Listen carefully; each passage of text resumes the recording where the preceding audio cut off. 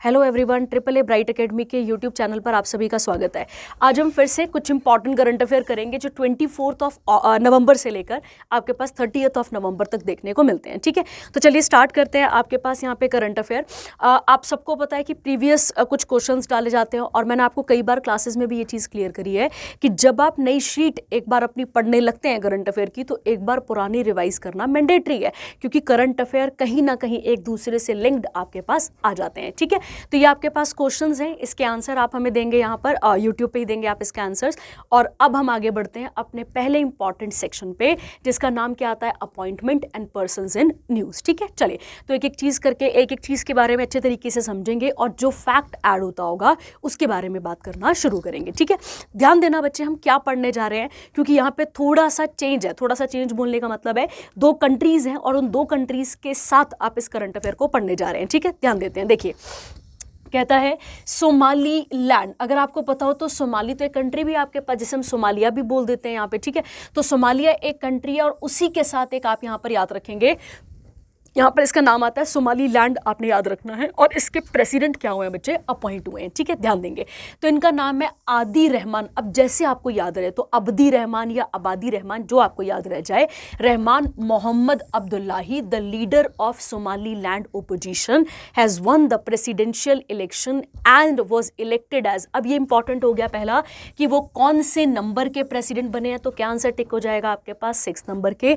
उसके बाद कहता है अब्दुल्ला ही और वदानी पार्टी ऑल्सो नोन एज इरो। अब ये सब तो बेटा याद करना बड़ा मुश्किल है, क्योंकि वो कितने वोटों से जीतते, इतना क्वेश्चन तो कभी हमारे पास नहीं बनेगा। हाँ, अगर बनेगा भी तो उन्होंने किसे हराया है, तो आप याद रखेंगे बीही अब्दी करके कोई होंगे, कुलमिये पार्टी के, उन्हें यहाँ पर डिफीट कराए। ठीक है, अब कहता है बच्चे, the results were announced by. Her country पे एक इलेक्शन कमीशन है या एक इलेक्टोरल कमीशन है, और वही सारी की सारी जजमेंट्स को यहाँ पर बताता है। इलेक्शन से रिलेटेड सारी चीजें वही डील करता है। ठीक है, अब ध्यान देते हैं कि क्या बोला गया है। जब आप सोमाली लैंड की बात करते हैं बच्चे, ये पहले किसका टुकड़ा था, तो ये पहले किसका टुकड़ा था, ब्रिटिश का, मतलब अंग्रेजों का टुकड़ा था। और उसके बाद कहता है इसने ज्वाइन कर लिया था किसको, सोमालिया को। कब ज्वाइन कर लिया था बच्चे, तो यहाँ पर आपको याद रखना है, सोमालिया को ज्वाइन कर लिया था 1 जुलाई 1960 को। और सोमालिया से भी क्या ले ली इन्होंने, इंडिपेंडेंस ले ली है। और अब ये अलग से एक कंट्री है जिसका नाम है सोमाली लैंड। क्या नाम आता है बेटा इसका, सोमाली लैंड। ये आपको यहाँ पर क्लियर रखना है। क्लियर हो गया आपके पास। अब इसके साथ बनने वाला एक दो क्वेश्चन और। कैपिटल की बात करते हैं तो हरगेसिया या हरगेसा आज की इसकी कैपिटल आपके पास। और अगर इसकी करेंसी पूछी होगी हमसे, तो इसकी करेंसी आपके पास क्या आ जाएगी, सोमाली लैंड या फिर Somaliland, Somaliland shilling आ जाएगी। ठीक है, तो ये इसकी करेंसी आपको देखने को मिल जाती है। ठीक है, तो ये आपने इसके साथ ऐड कर लेना है। अब आते हैं बेटा हम किस पे, कि सोमाली लैंड है कहाँ पे और क्या इसकी इंपॉर्टेंस है। ध्यान देते हैं बच्चे। देखिए, जब भी आप सोमाली लैंड की बात करेंगे, ध्यान देंगे आप यहाँ पे, जब भी हम सोमाली लैंड की बात करेंगे, ये कौन से कॉन्टिनेंट में आती है बच्चा, तो आपको याद रखना है अफ्रीका में। और ये एक, हम सोमाली लैंड की ही बात कर रहे हैं, ये एक अनरिकॉग्नाइज्ड, ध्यान देंगे, जिसकी अभी इतनी ज़्यादा पहचान नहीं है, तो ये एक अनरिकॉग्नाइज्ड कंट्री है। ये बहुत इंपॉर्टेंट है, आपके लिए याद रखना है। ये एक अनरिकॉग्नाइज्ड कंट्री है। और कहाँ पर आती है ये, तो आप सब ने हॉर्न ऑफ अफ्रीका ज़रूर सुना होगा, और वहाँ पर आती है आपके पास ये कंट्री। तो आपको याद रखना है कहाँ पर आती है बच्चा, तो ये हॉर्न ऑफ अफ्रीका में आती है, ये आपको यहाँ पर क्लियर रखना है। ठीक है, और ध्यान देंगे ये अनरिकॉग्नाइज्ड कंट्री है, जिसकी अभी इतनी पहचान नहीं है इंटरनेशनली। पर जब आप किसकी बात करते हैं, जब आप बात करते हैं किसकी, हॉर्न ऑफ अफ्रीका की, तो ये एक इंटरनेशनली, आप इसे कह सकते हैं, ये एरिया एक इंटरनेशनली एक इंपॉर्टेंट एरिया है, जिसके अंदर तीन नहीं, 4 इंपॉर्टेंट कंट्रीज आती हैं। ठीक है, तो आपको याद रखना है कि अगर हम बात करें हॉर्न ऑफ अफ्रीका की, तो हॉर्न ऑफ अफ्रीका जो है वो इंटरनेशनली रिकॉग्नाइज्ड एक एरिया है, जिसके अंदर 4 इंपॉर्टेंट कंट्रीज आती हैं, जिसमें से एक कौन होगी बच्चे आपके पास, जिसमें एक आपके पास आ जाएगी सोमालिया। एक कौन सी आ जाएगी बच्चा, सोमालिया, याद रखना है आपने। मैं सोमाली लैंड की बात नहीं कर रही हूँ, ध्यान रखना। उसके बाद एक आती है बच्चे आपके पास इथोपिया, याद रखेंगे आप। उसके अलावा एक आती है आपके पास एरिट्रिया, देख लेंगे आप, इसका नाम एरिट्रिया आ जाता है, और एक आता है डिजिबाउटी। ठीक है, तो ये कुछ इंपॉर्टेंट कंट्रीज आ गई जो किसके अंदर आती है बच्चा, हॉर्न ऑफ अफ्रीका के अंदर आती है। ठीक है, पर ये रिकॉग्नाइज्ड कंट्रीज हैं। और जो सोमालीलैंड है वो कैसी कंट्री है बच्चे, तो आपको याद रखना है ये एक अनरिकॉग्नाइज्ड कंट्री हमें देखने को मिलती है। ठीक है, क्लियर हो गया। तो ये था आपके पास पहला इंपॉर्टेंट करंट अफेयर, किसके साथ एसोसिएटेड था, सोमालीलैंड के जो प्रेसिडेंट अपॉइंट हुए हैं उनके साथ एसोसिएटेड था। ठीक है, चलिए आगे बढ़ते हैं। इसके बाद अगला करंट अफेयर देखते हैं। ठीक है, अगला आता है, अगला कहता है बच्चे आपके पास उज्बेकिस्तान के प्राइम मिनिस्टर। अब ध्यान देना बच्चे, अगर आपको याद होगा अभी हमने कुछ दिन पहले, आपको याद होगा हम ब्रिक्स पढ़ रहे थे, अगर आप सबको याद हो ब्रिक्स की जब हम बात करते हैं तो जो ब्रिक्स समिट चल रही है, ठीक है, जो ब्रिक्स समिट चल रही थी इस साल की हम बात कर रहे हैं यहाँ पे, जो इस साल की ब्रिक्स समिट चल रही थी वो कौन से नंबर की थी बच्चा, 6 नंबर की, और सॉरी 16th नंबर की। और कहाँ पर हो रही थी बच्चा वो, तो वो हो रही थी कजान, कहाँ पर आएगा आपके पास, रशिया में हो रही थी ये वाली मीटिंग। तो ये तो आपको क्लियर हो गया कि ब्रिक्स की समिट कहाँ चल रही थी, 16th नंबर की मीटिंग चल रही थी, कहाँ पर हो रही है, कजान। कजान कहाँ पर आ जाएगा, रशिया में। ठीक है, अब एक बात समझो बच्चा, अगर आपको याद हो जब ये मीटिंग चल रही थी तो इसी में हमारे प्रेसिडेंट ने, सॉरी हमारे प्राइम मिनिस्टर मोदी जी ने कुछ लोगों को क्या दिया था, या कुछ एरियाज़ के प्रेसिडेंट को क्या प्रोवाइड करा था बच्चे, तो अगर आपको याद होगा तो कुछ कंट्रीज़ के प्रेसिडेंट को इसी ब्रिक्स समिट के अंदर ही क्या प्रोवाइड करा था, इंडिया की कुछ पेंटिंग्स, अगर आपको याद हो तो। ठीक है, तो वही आपको याद रखना है कि जो, अब यहाँ से समझते हैं पहले, ये जो नाम लिखा है बच्चे प्रेसिडेंट शवकत, ये जो लिखा है नाम यहाँ पर, इन्हीं को दी गई हैं इस वाली ब्रिक्स समिट के अंदर कौन सी वाली पेंटिंग्स बच्चा, तो आपको याद रखना है वारली पेंटिंग्स, ये आपने यहाँ पर क्लियर रखना है। ठीक है, तो वारली पेंटिंग अगर आपसे पूछा जाए कि किसे गिफ्ट की गई हैं तो आप याद रखेंगे उज्बेकिस्तान के प्रेसिडेंट को। कौन से वाले समिट में, तो 16th नंबर का समिट चल रहा था ब्रिक्स का, और कहाँ पे चल रहा था, तो कजान। कजान कहाँ पर आता है, रशिया में। क्लियर हो गया। अब एक और बात यहाँ पर, उसके अलावा एक प्रेसिडेंट कौन आया था बेटा, तो आपको याद होगा रशिया का, और एक प्रेसिडेंट कहाँ का आया था, ईरान का। तो ईरान वाले को तो हमने वास दिया था। ठीक है, वास मतलब अ काइंड ऑफ गमला जिसके ऊपर थोड़े मोती पर्ल वगैरह वगैरह लगे हुए थे। ठीक है, एक वास दिया था उनको। और रशिया वाले को क्या दी थी, तो अगर आपको याद होगा तो शोराई पेंटिंग्स। और शोराई पेंटिंग्स कहाँ की फेमस है बच्चे, तो शोराई पेंटिंग झारखंड की फेमस है, ये आपको यहाँ पर ऐड कर लेना था। ठीक है, क्लियर हो गया। तो आपके साथ एक क्वेश्चन और यहाँ पे निकाल के दे दिया, ये ऐड आप इसके साथ कर लेंगे। ठीक है, और एक और बात बच्चे, जो 17th नंबर की ब्रिक्स होगी, ध्यान देंगे आप, जो 17th नंबर की ब्रिक्स होगी वो कहां पर होगी, तो वो होगी अब हमारे पास कहां पे, ब्राजील में। ये आपने यहां पर क्लियर रखना है। ठीक है, तो 17th है तो अगले साल ही होगी, क्योंकि इस साल वाली तो 16 चल ही रही थी अभी अपने पास। ठीक है, हो गया यहां तक क्लियर। चले अब इसके साथ अब करंट अफेयर को पढ़ते हैं पूरा पूरा, और करंट अफेयर के साथ अदर फैक्ट्स को जोड़ना शुरू करते हैं। ठीक है, तो ये आप ऐड कर लेंगे, 2-3 बार नहीं रिवाइज करोगे बच्चे आप करंट अफेयर लंबे समय तक याद नहीं रख पाओगे। ठीक है, चलिए आगे बढ़ते हैं इसके साथ और अगला देखते हैं। देखिए क्या कहता है, कहता है अब्दुल्ला, अब ये नाम याद करना बड़ा मुश्किल है। तो अब्दुल्ला क्या बने हैं बच्चे, यहाँ पे प्रधानमंत्री बने हैं किसके, उज्बेकिस्तान के, for the 3rd consecutive term by the president. अब यही वो प्रेसिडेंट हैं जिन्हें हमने कौन सी पेंटिंग दिया, अभी मैंने आपको बताया यहाँ पे वारली पेंटिंग्स। और वारली पेंटिंग्स कहाँ की थी, तो महाराष्ट्र की, आपको याद रखना है। कहता है and announcement was made at a meeting during legislative chamber of Oliy Majlis. Oliy Majlis किसे कह रहे हैं बच्चा, वो तो वो अपनी पार्लियामेंट का जो उनका लोअर हाउस है, जैसे हम अपने लोअर हाउस को लोकसभा कहते हैं या house of common, house of people कहते हैं, वैसी वो अपनी भाषा में क्या कह रहे हैं इसे, तो ओली मजलिस। ये आप यहाँ पे सीख लेंगे इसके साथ का। उसके बाद कहता है यहाँ पे Abdulla Aripov first assume the position of prime minister of Uzbekistan in December 2016। तो ये पहले भी पीएम बन चुके होंगे following his nomination by the Liberal Democratic Party of Uzbekistan. ठीक है, नहीं याद रह सकता इतना डेटा, कोई बात नहीं, आपको नाम याद रखना पड़ेगा, उसके अलावा और कुछ नहीं। ठीक है, चलिए उज्बेकिस्तान के साथ बनने वाले 2-4 क्वेश्चन। उज्बेकिस्तान की कैपिटल क्या जाती है, ताशकंद। और ताशकंद में अगर आपको पता हो तो हमारे 2nd prime minister Lal Bahadur Shastri की डेथ भी यहीं पर हुई थी, ये आपको यहाँ पर पता होगा। ठीक है, उसके अलावा करेंसी कौन सी आती है बच्चा यहाँ पे, तो उज्बेकिस्तानी सोम, ये आपने यहाँ पर क्लियर रखना है। ठीक है, अब समझो बच्चा उज्बेकिस्तान के साथ एक हमारी मिलिट्री एक्सरसाइज है, क्या नाम है बच्चा उसका, तो उसका नाम है डस्ट लेक। तो ये आप इसके साथ ऐड करेंगे कि उज्बेकिस्तान उज्बेकिस्तान के साथ इंडिया की एक एक्सरसाइज है जिसका नाम क्या आता है बच्चे, तो आपको याद रखना है, जिसका नाम है डस्ट लेग। ठीक है, क्लियर हो गया।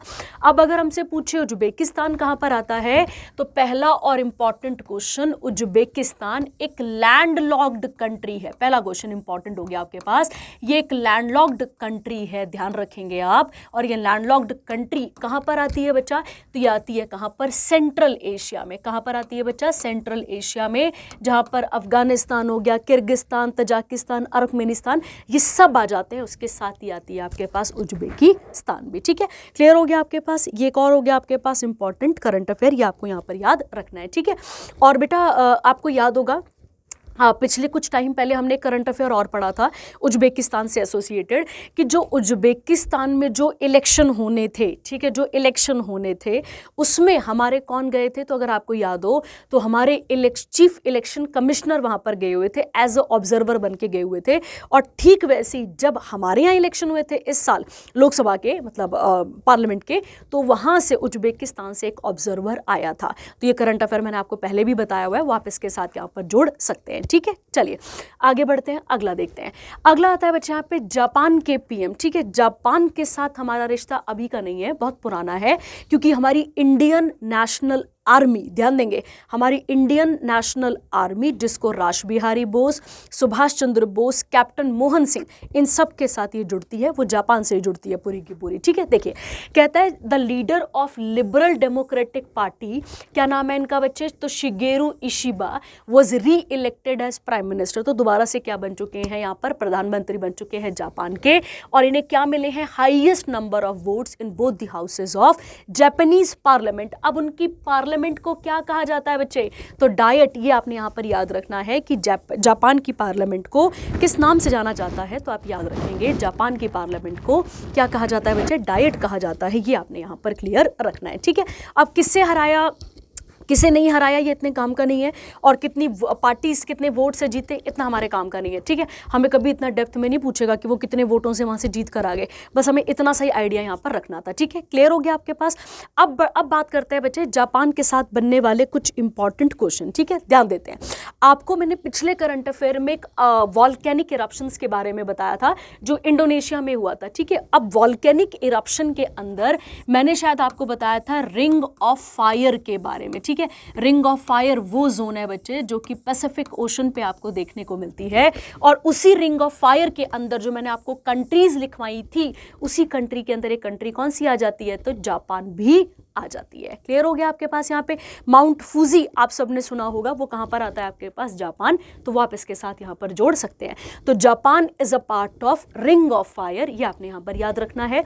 और कौन सा वाला रिंग ऑफ फायर कहाँ पर आता है, किस जोन में आता है, तो मैंने आपको बताया था जो पैसिफिक ओशन वाली जोन है पूरी की पूरी, वहाँ पर एक पूरा का पूरा रिंग जैसा बनता है, किसका, एक्टिव वॉल्केनोस का। ठीक है, उसके अलावा अगर हम बात करें यहाँ पर, तो हमारा जापान के साथ एक एक्सरसाइज आती है बच्चे, जिसका नाम क्या आता है, वीर गार्डियन, याद रखना, या वीर गार्जियन, जो भी तुम बोलते होंगे। उसके अलावा एक आ जाती है आपके पास धर्म गार्जियन।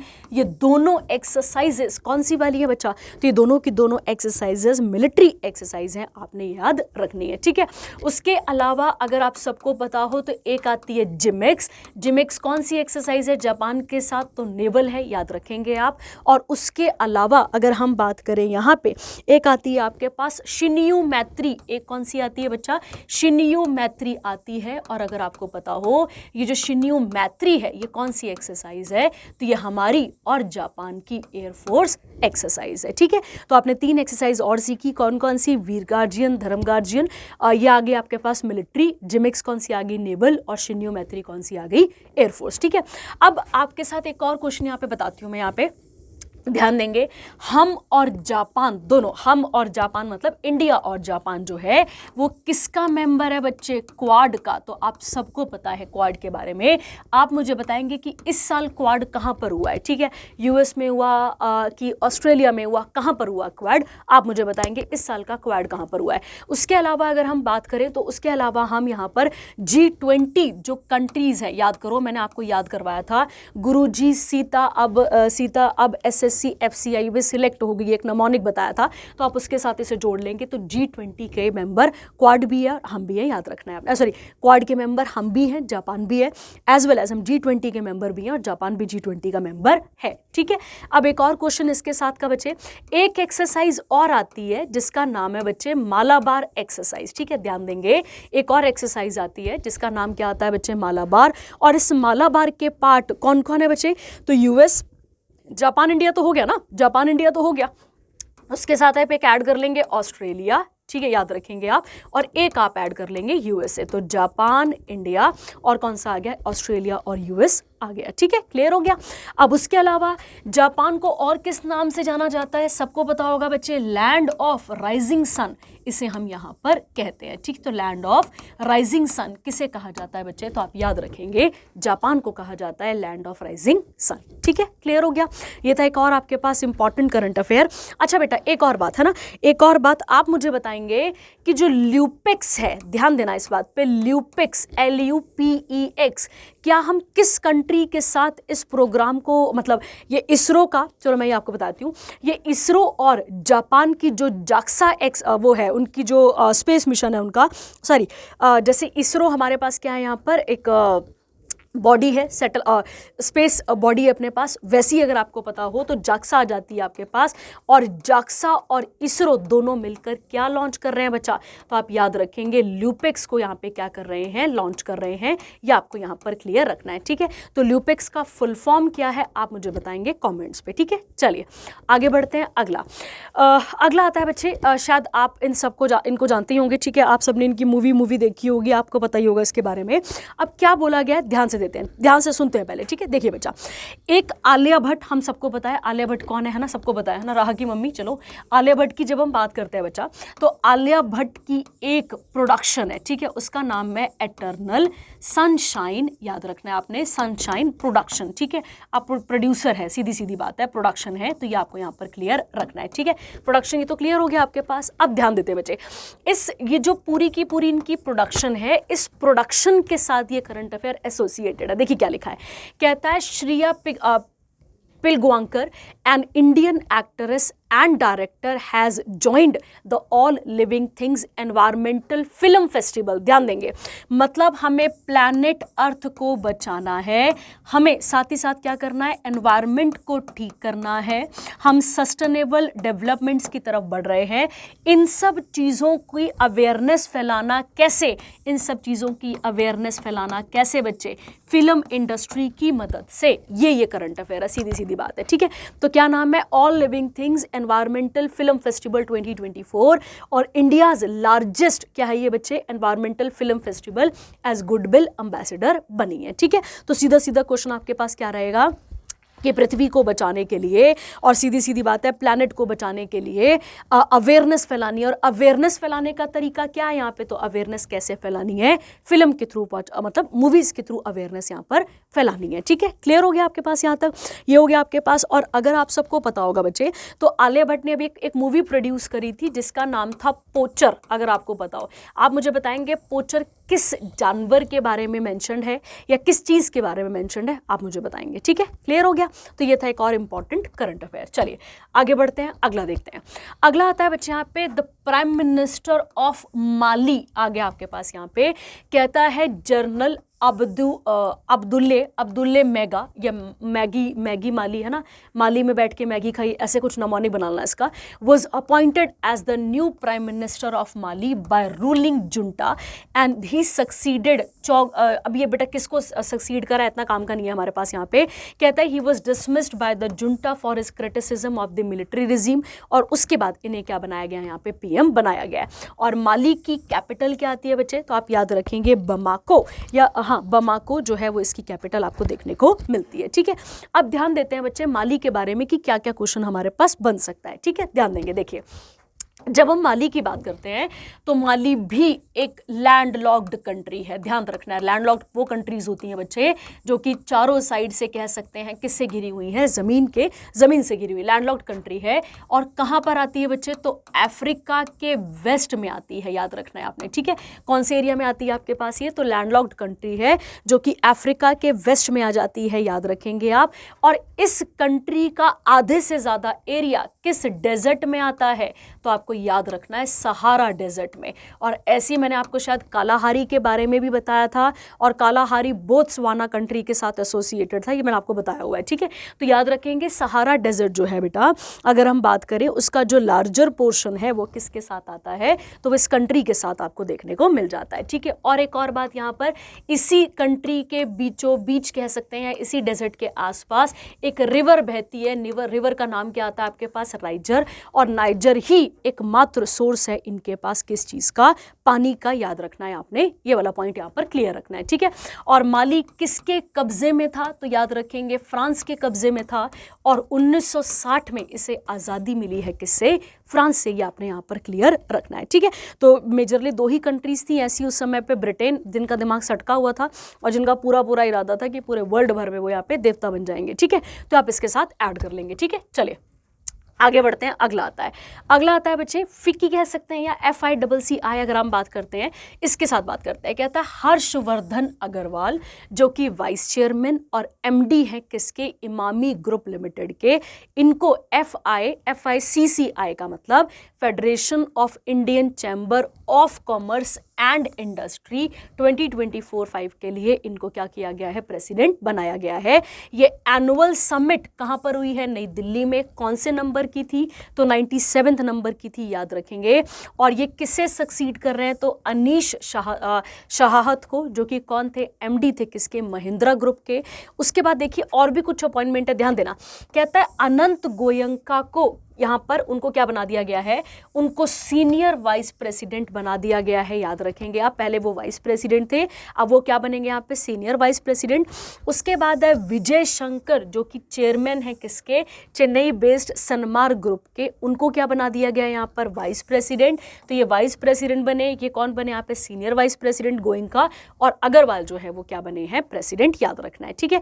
और फिकी क्या है बच्चा, तो एक ये नॉन गवर्नमेंटल, आप ऐसा कह सकते हैं इसे, non governmental non profit organisation है जिसका मेन काम इंडिया के अंदर बिजनेस इंडस्ट्री इनको प्रमोट करने का काम रहता है, याद रखेंगे, ठीक है।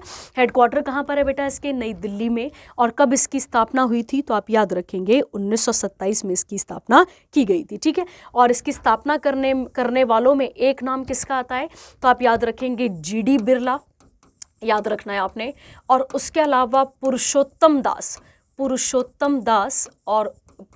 दास, याद रखो इतना ही, ठीक है। इन्होंने यहाँ पर इसको बनाने में मदद करी थी, ठीक है। और गांधी जी की आइडियोलॉजी थी तो ये सब चीज़ें बनी थी, ठीक है। अगला करंट अफेयर इंपॉर्टेंट है पेपर के लिए, क्योंकि ये किसके साथ एसोसिएटेड है, तो आप सबको याद रखना है किसके साथ एसोसिएटेड है, नालसा, ठीक है। नालसा का मेन काम क्या है बच्चे, मैंने आपको एक दिन पहले भी क्लियर किया होगा शायद। जब हम नालसा की बात करते हैं बच्चा, एक्चुअली में जैसे मान लेते हैं कि मैं और आप अगर जस्टिस लेने जाते हैं तो शायद हम लॉयर अफोर्ड कर सकते होंगे, पर हमारी सोसाइटी का एक ऐसा तबका है जो क्या कर सकता है, जो लॉयर अफोर्ड नहीं कर सकता है, ठीक है। सीधी सीधी बात है। तो सरकार का एम है कि फ्री और लीगल एड प्रोवाइड की जा सके, किसको, पुअर्स को, या औरतों को, बच्चों को, इनको क्या किया जा सके, इनको फ्री लीगल एड प्रोवाइड की जा सके। ये मेन काम किसका है बच्चे, नालसा का, ये आपने यहाँ पर याद रखना है, ठीक है। नालसा कब बना था, तो आपको याद रखना है 9 नवंबर 1995 को ये बना था, याद रखेंगे आप। और इसके चेयरपर्सन कौन होते हैं बच्चा, तो इसके जो चेयरपर्सन आप कह सकते हैं अभी कौन है, तो आपको पता है कि अभी हमारे जस्टिस नए कौन अपॉइंट हुए हैं, तो उनका नाम क्या है, जस्टिस संजीव खन्ना, ये आप यहाँ पर क्लियर रखेंगे, ठीक है। तो जस्टिस संजीव खन्ना जो हैं वो क्या बने, अभी हमारे पास नए CJI भी बने, और वही किसके हेड है बच्चा, तो वो नालसा के हेड है, ये आपने यहाँ पर याद रखना है, ठीक है। क्लियर हो गया। अब आइए न्यूज़ पे क्या लिखा हुआ देखो।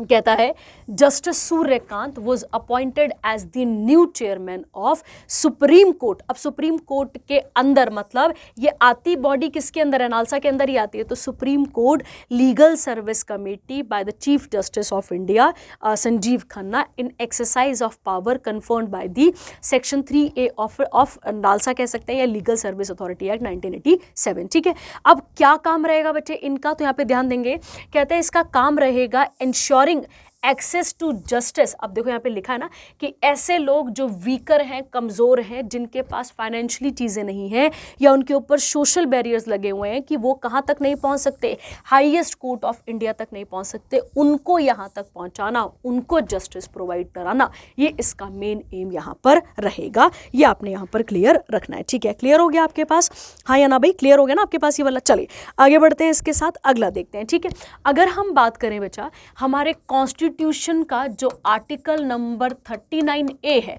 वो भी यही कहता है बच्चे कि फ्री और लीगल एड किसको दी जाएगी, पुअर्स को दी जाएगी, आपने यहाँ पर क्लियर रखना है। ठीक है, और SCL/SC के अंदर कौन होगा, तो एक चेयरपर्सन होगा और कितने मेंबर होंगे, 9 मेंबर्स नॉमिनेटेड बाय CGI। तो ये काम कौन करेगा बच्चे यहाँ पे, तो यहाँ पे कौन करेंगे, चीफ जस्टिस ऑफ इंडिया इसके लिए काम करेंगे, ये आपने यहाँ पर क्लियर रखना है। ठीक है, क्लियर हो गया। चलिए आगे बढ़ते हैं, अगला देखते हैं। अगला आता है लिथुआनिया या लिथुआनिया, आप इसे ऐसे पढ़ लेंगे। ठीक है, अगर हम लिथुआनिया की बात करें बच्चा तो ये कौन से कहाँ पर आता है, तो आपको याद रखना है ये कहाँ पर आएगा, ये आएगा हमारे पास नॉर्दर्न यूरोप में। ठीक है, तो यूरोप अगर पूरा आ गया तो यूरोप के भी नॉर्दर्न में, नॉर्थ एरिया में हमें ये कंट्री देखने को मिलती है। ठीक है, और ये किस रीजन में आती हैं, तो ये बाल्टिक रीजन में आती हैं। याद रखेंगे आप, कौन सी ये कंट्री किस में आती है बच्चा, बाल्टिक रीजन। और आप सबको पता है कि यूरोप के नॉर्थ में या यूरोप के बिल्कुल साइड पे ऊपर अगर हम नोटिस करें तो वहां पर एक सी है, सी का नाम क्या है, बाल्टिक, ये आपने वहां पर क्लियर रखना है। ठीक है, और इस बाल्टिक सी के आसपास 3 कंट्रीज हैं, उसमें से एक आपने पढ़ लिया पर, कौन सी आ गई बच्चे यहाँ पे, तो एक आ गई आपके पास लिथुआनिया याद रखेंगे आप। उसके बाद आती है आपके पास यहाँ पे एस्टोनिया, याद रखेंगे, एक आती है आपके पास एस्टोनिया और एक आती है आपके पास लटविया, ये आपने यहाँ पर क्लियर रखनी है। ठीक है, तो ये आ जाती हैं इसके साथ कुछ इंपॉर्टेंट कंट्रीज। कहाँ पर आती हैं बताइए, तो ये आती हैं कहाँ पर, यूरोप के नॉर्दर्न वाले एरिया में, और वहाँ पे एक सी है, सी का नाम क्या है, बाल्टिक सी, ये आपने यहाँ पर क्लियर रखना है। ठीक है, चलिए कहता है बच्चे यहाँ पे गिनतातास पालुकसास, ठीक है, कंप्यूटर साइंटिस्ट और एक सोशल डेमोक्रेट है, इनको अपॉइंट किया गया है as a prime minister of Lithuania. और लिखा है ना मैंने, बाल्टिक कंट्री है ये, by the president Gitanas Nauseda. ठीक है, याद रखेंगे आप इसको। He was elected by the Seimas parliament of Lithuania with 88 members of parliament. कितने MPs ने सपोर्ट करा, इतने हमारे काम का नहीं है। और इसकी कैपिटल क्या आती है बच्चे, तो इसकी कैपिटल आती है विल्नियस, ये आप यहाँ पर क्लियर रखेंगे। ठीक है, चलिए तो ये था हमारे पास पहला इंपॉर्टेंट सेक्शन जो कि किसके साथ एसोसिएटेड था, जो कि एसोसिएटेड था पूरा का पूरा किसके साथ, अपॉइंटमेंट्स के साथ। ठीक है, चलिए सेकंड सेक्शन देखते हैं, क्या नाम आता है बच्चे इसका, नेशनल, और इसके साथ बहुत इंपॉर्टेंट करंट अफेयर। ठीक है, याद करिए, जब मैंने आपको MCQs करवाए थे किसी पेपर के, आई थिंक कोई पंजाब का ही पेपर था, वहाँ पे सॉल्व करवाया था, तो मैंने एक आपको सागरमाला प्रोजेक्ट भी बताया हुआ है, अगर आपको याद हो, सागरमाला प्रोजेक्ट भी बताया हुआ है। सागरमाला प्रोजेक्ट में जितने भी हमारे ये कोस्टल एरियाज़ हैं, जितने भी हमारे पास क्या हैं, ये कोस्टल एरियाज़ हैं या जितने भी पोर्ट्स वगैरह हैं, उनकी कनेक्टिविटी को और बढ़ाना था। ठीक है, वैसे ही कुछ मिलता जुलता ये पूरा का पूरा आपके पास यहाँ पे आ जाता है, ध्यान देते हैं। ठीक है, देखिए कहता है इसका पहला एडिशन, वेरी इंपॉर्टेंट, यही से लाइन पहली इंपॉर्टेंट हो गई कि पहला एडिशन हुआ है किसका, सागर मंथन का,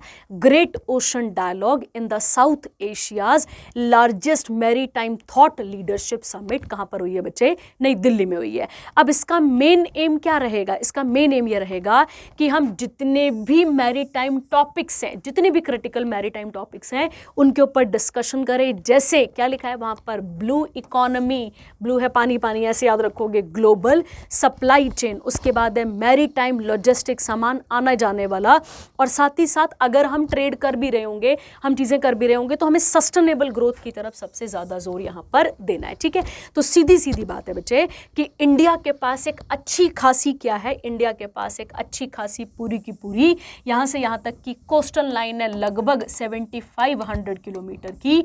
इसको और इतना स्ट्रॉन्ग बनाना है कि आने वाले टाइम पर हमारा जो इंडिया है वो मैरी टाइम नेशन के नाम से यहाँ पर जाना जाए। ठीक है, और हमारा एम है कि 2047 तक हमें क्या करना है, हमें मैरी टाइम नेशन अपने आप को बनाना है, और इसी को आप लिख लेंगे मैरी टाइम विजन भी इसे कहा जाता है। ठीक है, क्या कहा जाता है बच्चे से, मैरी टाइम विजन भी इसे कहा जाता है। ठीक है, क्लियर हो गया। अब इसके साथ और भी कुछ चीज़ों पे इसकी थीम है और एम है। तो इसकी मेन थीम क्या है बच्चा, कि हमें नए फ्रंटियर्स पैदा करने पड़ेंगे। फ्रंटियर मतलब जब यहाँ से आप सामान को ट्रांसपोर्ट करेंगे तो भाई रास्ते में कोई आपको क्या बनाने पड़ेंगे, पोर्ट्स, मतलब पोर्ट्स बोलने का मतलब है कुछ पॉइंट्स बनाने पड़ेंगे यहाँ पर, तो आपको नए फ्रंटियर्स ढूंढने पड़ेंगे। ब्लू इकोनॉमी की तरफ आप बढ़ेंगे। ग्रीन एंड ब्लू मतलब हमें सस्टेनेबिलिटी को तो देखना है ना, और उसके बाद लिखा है coast and communities addressing challenges and opportunities in ocean governance. ठीक है, तो ये सारी चीज़ें हम इस पूरी की पूरी मीटिंग पे जोर देने की बात करेंगे, ये आपने यहाँ पर क्लियर रखना है। ठीक है, क्लियर हो गया आपके पास। इसके साथ आगे अब देखते हैं अगला वाला। अगला कहता है इंडिया का जो मैरीटाइम सेक्टर है बच्चे, माना जाता है कि जो 95% ऑफ कंट्री का जो ट्रेड वॉल्यूम है और 70% बाय वैल्यू वो किन पोर्ट से होता है, तो 12 मेजर पोर्ट और बाकी 200 माइनर पोर्ट हमें देखने को मिलते हैं। ठीक है, इंडिया के पास अगर हम देखें तो इंडिया जो है वो 16th लार्जेस्ट मैरीटाइम नेशन है, पर हमने अभी क्या पढ़ा कि हमें 2047 तक क्या करना है, मैरीटाइम सेक्टर पे सबसे ज़्यादा ग्रोथ करनी है। ठीक है, ये हो जाएगा। इसके बाद फिर ग्लोबल ट्रेड बढ़ाना है, ये सब तो ठीक ही है। अब कहता है बच्चे जो पारादीप पोर्ट है, ध्यान देंगे आप यहाँ पर, जो पारादीप अपने पास कौन सा आता है, पोर्ट आता है, ये कहाँ पर आता है, पारादीप उड़ीसा में आता है आपके पास। इस पारादीप पोर्ट के माध्यम से भी इसे क्या बोला गया है, इसे इंडिया का लार्जेस्ट पोर्ट बोला गया है। किस सेंस में बच्चे, कार्गो वॉल्यूम में in financial year 2024 handling 145.38 million tons due to improved operations. ठीक है, तो सीधी सीधी बात है, पारादीप कहाँ पर आ गया बच्चे आपके पास, उड़ीसा में।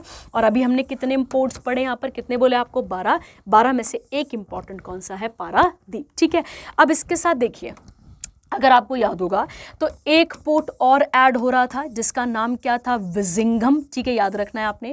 और ये विजिंघम पोर्ट कहाँ पर आ रहा था बच्चे, केरला में, और इसे क्या बनाना था, ट्रांसशिपमेंट पोर्ट बनाना था।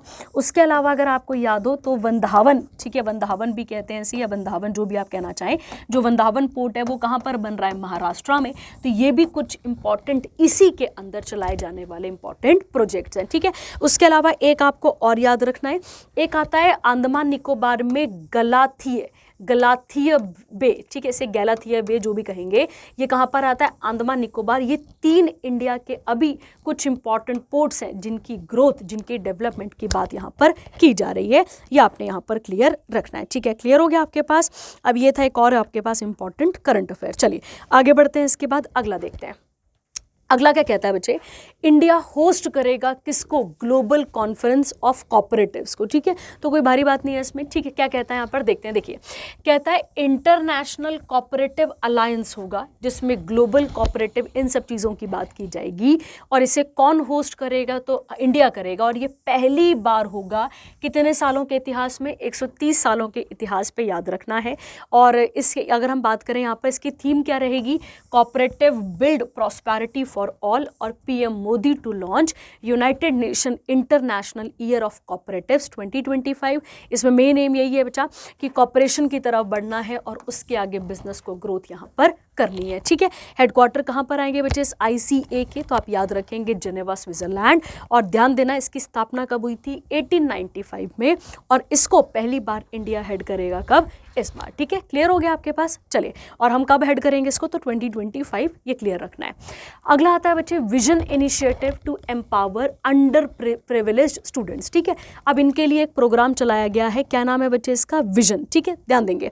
अगर आपको याद हो तो हमने पिछली करंट अफेयर में एक दो चीज़ें पढ़ी थी जो किसके साथ थी, वो बच्चों के लिए स्किल प्रोग्राम भी चलाया गया था। अब देखो क्या कहता है बच्चे यहाँ पे, जो हमारे यूनियन मिनिस्टर ऑफ स्टेट है, MOS से जो है हमारे पास डॉक्टर जितेंद्र सिंह, जो कि मिनिस्ट्री ऑफ साइंस और टेक्नोलॉजी के अंदर आते हैं, इन्होंने एक क्या करा है, एक उद्घाटन करा है एक प्रोग्राम का जिसका नाम है विकसित Bharat initiative for students innovation and outreach network. तो आपसे पेपर में विजन का फुल फॉर्म पूछा जा सकता है, याद रखेंगे, विकसित Bharat initiative for student innovation outreach network याद रखना है। इसमें एक्चुअली में क्या करना है बच्चे, हमें एजुकेशन को प्रमोट करना है, बच्चों के अंदर स्किल बढ़ानी है और उन बच्चों को भी आगे लेकर आना है जो अंडर प्रिविलेज्ड है। अंडर प्रिविलेज बोलने का मतलब है जिनको फैसिलिटीज कम है। इस प्रोग्राम का मेन एम रहेगा जो अर्बन और रूरल एरियाज जो हैं, ठीक है, उनके बीच का जो गैप है, उनके स्टूडेंट्स के बीच का जो गैप है उसे बढ़ाना है, उसे कम करना है, उसे कम करना है और मेंटरशिप की तरफ बढ़ना है, रिसोर्स ट्रेनिंग प्रोग्राम, ये सब चीज़ें यहाँ पर करनी है। ये जो विजन प्रोग्राम है ये कहाँ से इनिशिएट किया जाएगा, गुरुग्राम हरियाणा से, और वहाँ पर एक उत्सव फाउंडेशन है जो कि एक नॉन प्रॉफिट ऑर्गेनाइजेशन है, वो इसको आगे करने के लिए मदद करेंगी। ये आपने यहाँ पर क्लियर रखना है, ठीक है। तो ये सीधा सीधा फैक्चुअल क्वेश्चन है बेटा आपके पास, तो ये आप यहाँ पर याद रखेंगे, ठीक है। क्लियर हो गया आपके पास। चलिए आगे बढ़ते हैं इसके साथ और अगला देखते हैं। अगला कौन सा सेक्शन आ गया अब आपके पास यहाँ पे, इंटरनेशनल, और इंटरनेशनल के साथ बनने वाली सारी चीज़ों के बारे में बात करना शुरू करते हैं, ठीक है। चलिए देखिए बेटा, आपको याद होगा हंगर को लेकर अभी हमारे पास एक इंडेक्स आया था जिसका नाम था ग्लोबल हंगर इंडेक्स। अगर आपको याद हो तो ग्लोबल हंगर इंडेक्स और ग्लोबल हंगर इंडेक्स में हमारा जो रैंक है वो कितना था बेटा, 105th रैंक है हमारा आउट ऑफ 127 कंट्रीज। तो ये भी आपको यहाँ पर क्लियर रखना है, उसी के साथ एसोसिएटेड ये न्यूज़ आपको देखने को मिलती है, ठीक है। देखिए बेटा, कहता है according to food and agriculture organisation, अब इसने एक डेटा को रिलीज करा है और डेटा का नाम क्या है, world food agriculture statistical yearbook 2024, जिसमें फूड प्रोडक्शन ग्लोबल हंगर जो है बेटा वो बढ़ता जा रहा है और कितने लोगों तक अब इसकी रीच हो चुकी है, 152 million more people facing hunger in 2023 compared to pre pandemic आने से पहले का पूरा डेटा, मतलब उसे कंपैरिजन करते हुए ये बताया गया है कि अभी इतनी ज़्यादा भूखमरी हमें देखने को मिलती है, ठीक है। अगर हम इस रिपोर्ट की बात करें बच्चा, तो ये 5th United nation world data forum, और ये कहाँ पर हुई है, कहाँ पर इसकी सारी बातें की गई हैं, तो मेडलिन कहाँ पर आता है, कोलंबिया में, ठीक है। अगर आप सबको पता हो तो हमारे कितने सस्टेनेबल डेवलपमेंट गोल हैं, 17, उसका जो बेटा गोल नंबर 2 है वो भी यही कहता है कि हमें हंगर खत्म करना है। पर इतना आसान नहीं है बच्चे, क्योंकि रूट्स तक जाना, चीज़ों को ख़त्म करने में बहुत ज़्यादा टाइम लगेगा, ये आपको यहाँ पर क्लियर रखना है, ठीक है।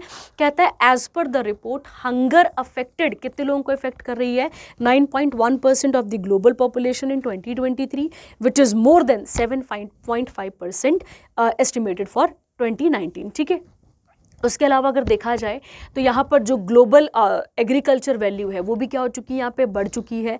उसके बाद जो ग्लोबल प्रोडक्शन है प्राइमरी क्रॉप्स का वो भी यहाँ पर बड़ा ही दिखता है यहाँ पर, ठीक है। उसके बाद बताया गया बच्चे कि जो FAO है वो यूनाइटेड नेशन की एक स्पेशलाइज्ड एजेंसी है जिसका मेन काम है किसे ख़त्म करना बच्चे, हंगर को ख़त्म करना और फूड सिक्योरिटी की तरफ बढ़ना, ठीक है। अगर आपको पता हो तो भारत सरकार ने भी ऐसे बहुत सारे प्रोग्राम चलाए हुए थे जिसमें एक नाम आप याद रखेंगे, जीरो हंगर प्रोग्राम, ठीक है। जीरो हंगर प्रोग्राम आ जाएगा आपके पास, एक इम्पॉर्टेंट इनिशिएटिव था भारत सरकार का जो 2017 में इसे लाया गया था। उसके अलावा एक आपको पता होगा स्कूल्स में बच्चों को रोकने के लिए क्या चलाया गया था, मिड डे मील, ठीक है। 1995 एक बहुत बड़ा इनिशिएटिव था ताकि बच्चों को क्या किया जा सके, बच्चों को वहीं पर बिठाया जा सके, स्कूल पर बिठाया जा सके, याद रखेंगे। उसके अलावा न्यूट्रिशन, जिसे हम पोषण अभियान भी कहते हैं, पोषण अभियान भी चलाया गया था 2018 में। इसके अलावा और भी अनगिनत स्कीम्स हैं जो भारत ने चलाई हुई हैं किसे कंट्रोल करने के लिए, यहाँ पर हंगर को कंट्रोल करने के लिए। पर बेटा आप सबको पता है कि ग्राउंड लेवल पे ये चीज़ें कर पाना बहुत बहुत बहुत मुश्किल है, ठीक है। अगर हम FAO के डायरेक्टर जनरल की बात करें तो कौन आ जाएंगे आपके पास, क्यू डोंग क्यू, और हेडक्वार्टर कहाँ पर आते हैं इसके, रोम इटली। और कब इसकी स्थापना हुई थी तो आप याद रखेंगे बच्चा, इसकी स्थापना हुई थी 1945, और 1945 कब बच्चा, तो आप याद रखेंगे 16 अक्टूबर, ठीक है। तो 1945 16 अक्टूबर को और 16 अक्टूबर को हम क्या मनाते हैं, वर्ल्ड फूड डे मनाते हैं, आपने याद रखना है, ठीक है। तो वर्ल्ड फूड डे हम कब मनाते हैं, 16 अक्टूबर, किसके साथ एसोसिएटेड है वो, फूड एंड एग्रीकल्चर ऑर्गेनाइजेशन के साथ, ठीक है। चलिए अगला बढ़ते हैं इसके बाद और अगला देखते हैं।